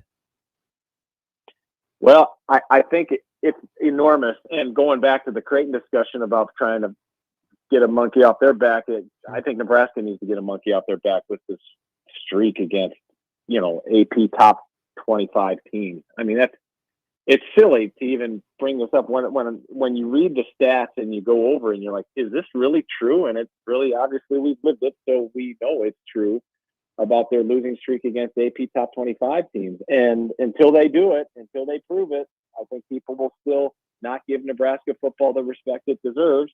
Or the respect it will earn by winning games like Michigan. That you can beat up on the Akrons and the Houston Christians and you can tough out win against Cincinnati. That's all good, well and good. But until you beat Blue Blood, a national power, I think people will continue to kind of say, oh, Nebraska, they're a bunch of tryhards, and let's see what they can do until they can actually win a meaningful football game against a powerhouse that's nationally recognized. And I think that's their chance. This is their chance this week to kind of to quiet the doubters and take another step. And you win Saturday, in my opinion, you're nationally ranked, and then let's see where it goes from there. Especially think about how nice the bye week will be if you can come out on top Saturday. And that's what I think is another storyline that you can, it's unintended obviously because of the schedule, but you come out and beat Michigan, and then you got 2 weeks to get prepared for a good, I think, underrated Michigan State team that's dangerous. I think you set yourself up for a lot of success. What's one thing we're overreacting about? Of anything? Of Nebraska football. Or anything. You can say if you want to do a pop culture topic too, you can do whatever you want. Yeah. Well, R.I.P. Robert Redford. That was a disheartening news to see Robert Redford has passed away. Everybody thinks of him as the natural, and I always think of him as the guy in the Sting, but yes, as well as the natural. But overreaction. That's a good question. I'm thinking the running back situation is kind of clearing itself out, in my opinion, and I think that's settled down. And I think that if you're ever going to ride Emmett Johnson in a game, this is the game you do it. And you don't want to give him 32 touches every game, but against Michigan, yeah, you can handle it. And I think Quentin Ives, it was good to get him some repetitions last week to show that he can carry the ball in moments in the game and have the moment not be too big for him. I think that was a really good step in the right direction. So, as long as they can stay upright I think the running back situation is going to be just fine. Hey, one thing, as you know, you covered Bud Crawford from the sports angle. KTV's done a really good job of talking about the Bud Crawford angle from being involved in the community, and of course, what B&B has done.